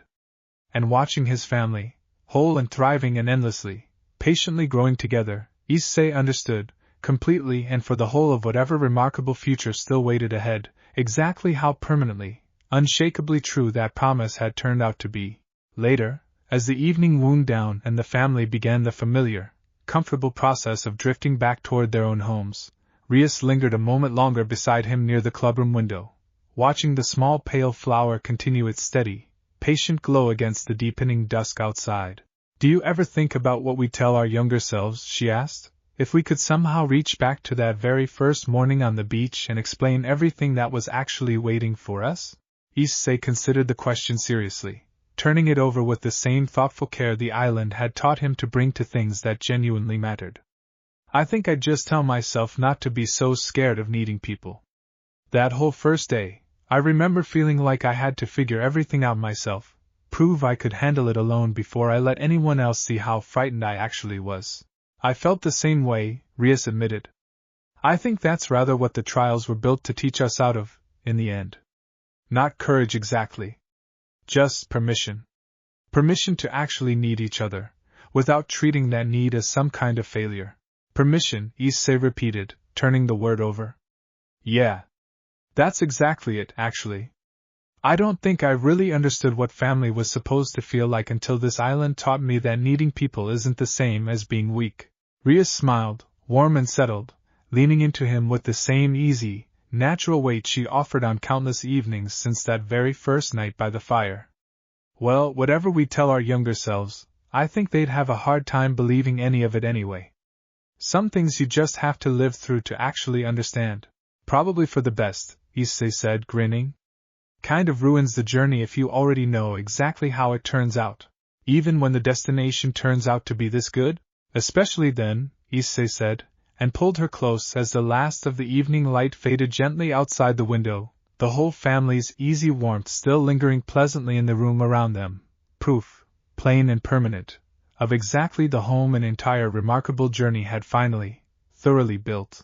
It was nearly a full year after that first storm-ravaged morning, on an anniversary the whole family had quietly, deliberately chosen to mark with a proper visit to the island, That Issei finally worked up the nerve to do something he'd been carefully planning for weeks, catching Rias alone near the same 7 alcoves where this entire journey had first truly tested what they were capable of building together. "Can we talk?"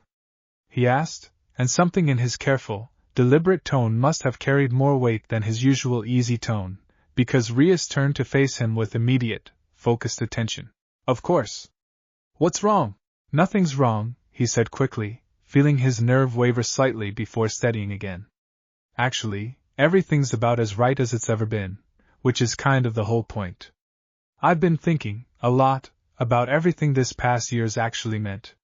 Not just surviving it, or even growing through it, but what it actually built between us specifically." Rias's expression softened, warm and curious, waiting. "I'm not saying this because it's some big dramatic occasion," Issei continued, working through the words he'd rehearsed more times than he wanted to admit. "I'm saying it because I don't think I want to wait for some perfect, dramatic moment to say something this simple and true. I love you. Completely, without any of the old fear I used to carry about whether I deserve to.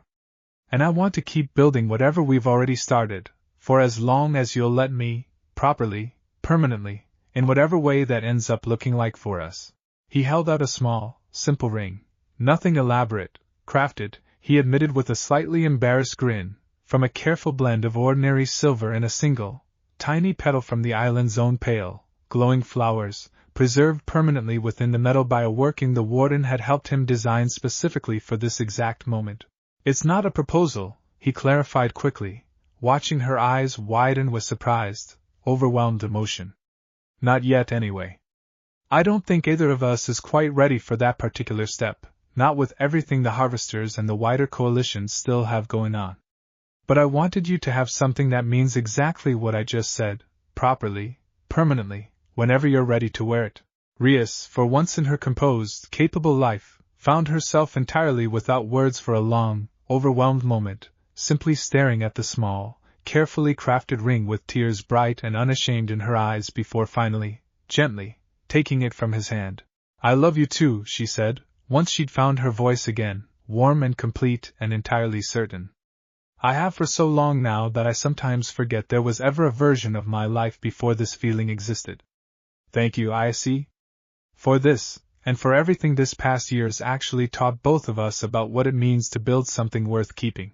She slipped the ring onto her finger, the small preserved petal catching the courtyard's golden light with a soft, answering glow, and when she kissed him, slow and certain and utterly unhurried, Issei felt the last, quiet piece of everything this remarkable, transformative year had built in him settle into its final, permanent place. They stayed together near the alcoves a while longer, easy and unhurried, watching the rest of their family scattered comfortably across the courtyard in the warm, familiar evening light, Gasper and Vesper working through another sacred gear exercise, Zenobia and Irina trading easy, familiar teasing near the fire, Kiba and Akino deep in quiet, thoughtful conversation. Kaneko curled contentedly nearby with a fresh letter from her sister held carefully in one hand. "A whole year," Rias said softly, watching the scene with the same warm, settled certainty Issei felt echoing in his own chest. "I don't think either of us could have imagined, that very first frightened morning on the beach, exactly what this journey would actually give us." "No," Issei agreed, pulling her close against his side. "But I wouldn't trade a single difficult moment of it, if it means we ended up exactly here." "Neither would I," Rias said, and together they watched the island's strange, beautiful stars begin their slow, familiar climb into the evening sky, one more quiet, ordinary, precious moment among so many this remarkable family had already earned, and so many more, they both understood with complete, unshakable certainty, still waiting patiently ahead. It was Sirzex who suggested, some months after the coalition's formal solidification, that the alliance mark its first true anniversary with something more than quiet, internal celebration, a proper gathering, held on neutral ground, bringing together every faction and every individual who had played some part in proving, over and over, that this new kind of unity was worth the considerable effort it had taken to build. The island, unsurprisingly, was chosen as the venue, and the warden, when asked, agreed with visible, delighted warmth. "I have hosted a great many guests across my long tending of this place," it said, as the courtyard began filling, weeks later, with a gathering considerably larger and more varied than anything the ancient stone had witnessed in centuries, devils and angels and fallen mingling with an ease that would have seemed impossible before this remarkable family first stumbled onto these shores, but I confess, I have never once hosted anything quite like this. Michael himself had made the journey, a rare and significant gesture that Issei understood, watching Surzex's visibly moved reaction, carried considerably more weight than the Archangel's characteristically gentle demeanor might have suggested. Azazel held court near the great statue's base, holding forth to a small, fascinated crowd of both fallen and curious devils about the architectural mechanics of the island's ancient wards, clearly delighted to finally have an audience equally interested in the details. Sona moved through the gathering with her usual sharp, organized efficiency, though even she allowed herself, more than once, a genuine, unguarded smile at the easy warmth surrounding her. Vesper, standing near the courtyard's edge in quiet conversation with a small cluster of coalition representatives clearly curious about its first-hand knowledge of the harvesters, carried itself with a settled, confident ease that bore almost no resemblance to the cold, patient menace it had once wielded against this same family, and Issei, watching the transformation from a comfortable distance, felt a fresh wave of quiet, genuine pride at exactly how far that particular journey had already come. Never thought I'd see the day, Zenobia said, settling beside him with a plate of food gathered from the considerable spread the island's residents and coalition members had assembled together for the occasion. An entire courtyard full of devils, angels, and fallen, celebrating together, with a former harvester leader mingling comfortably among them like it's the most natural thing in the world. Guess that's what a whole year of proving something's actually possible does, Issei said. Turns the impossible into just Tuesday. This isn't a Tuesday, Zenobia pointed out, grinning. But I take your meaning regardless. They were joined a moment later by the rest of the family, Kaneko arriving with Gasper close behind, both of them clearly having just finished demonstrating some fresh combination of combat training for an appreciative cluster of onlookers, Akino and Kiba trading easy, familiar commentary about the quality of Vesper's much-anticipated cooking demonstration, which had apparently gone considerably better than anyone's cautious expectations, and Asia and Irena, arms linked, admiring the courtyard's fuller, denser blooms of pale, glowing flowers that had continued spreading steadily since the family's first arrival, nearly 2 full years ago now.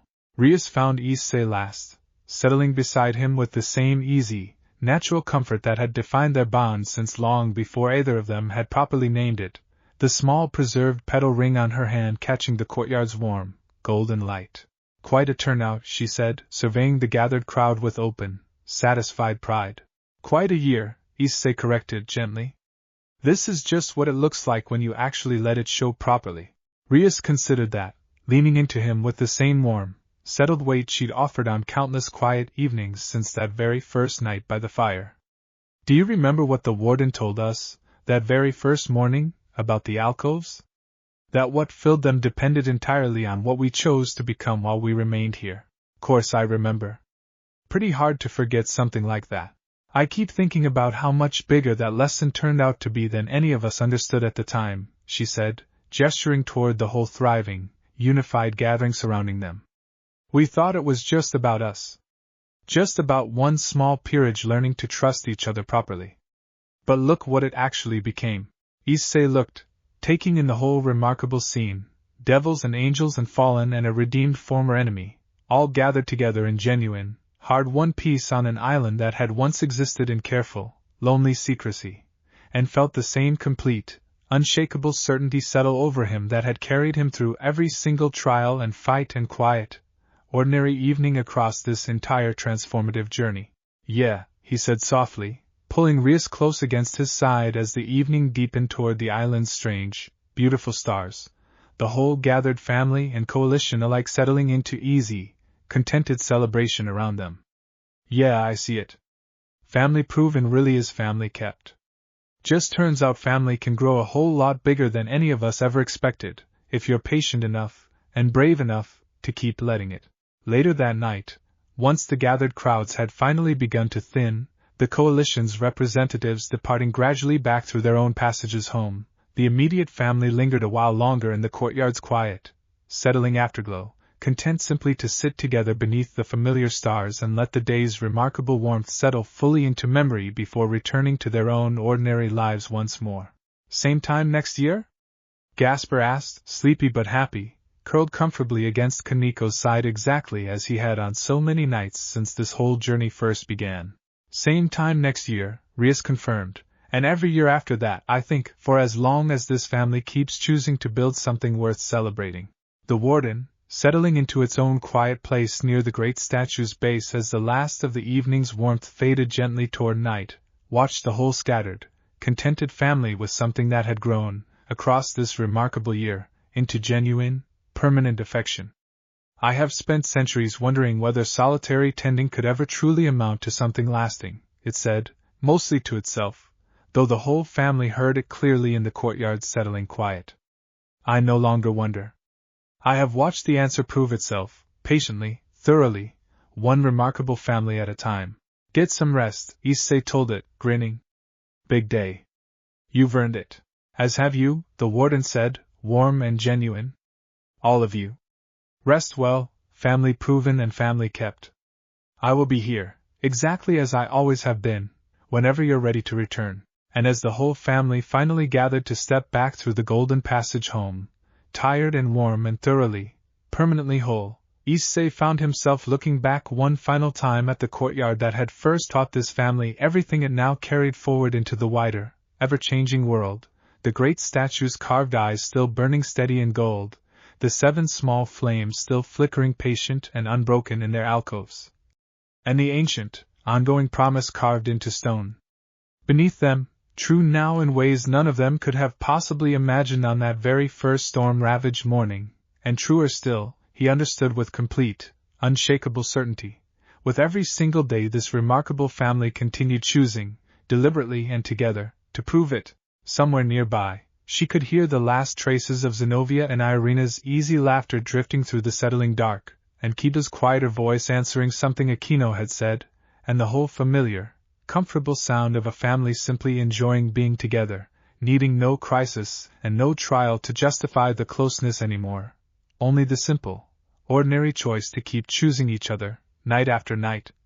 For as long as any of them drew breath to keep making that choice at all, long after the family had returned home that night, once the ordinary rhythms of Ko had reclaimed them once more, Rias found herself unable to sleep, the day's remarkable warmth still humming pleasantly beneath her exhaustion, and rose quietly to stand at her window, looking out over the familiar, unremarkable skyline of the city that had first raised her.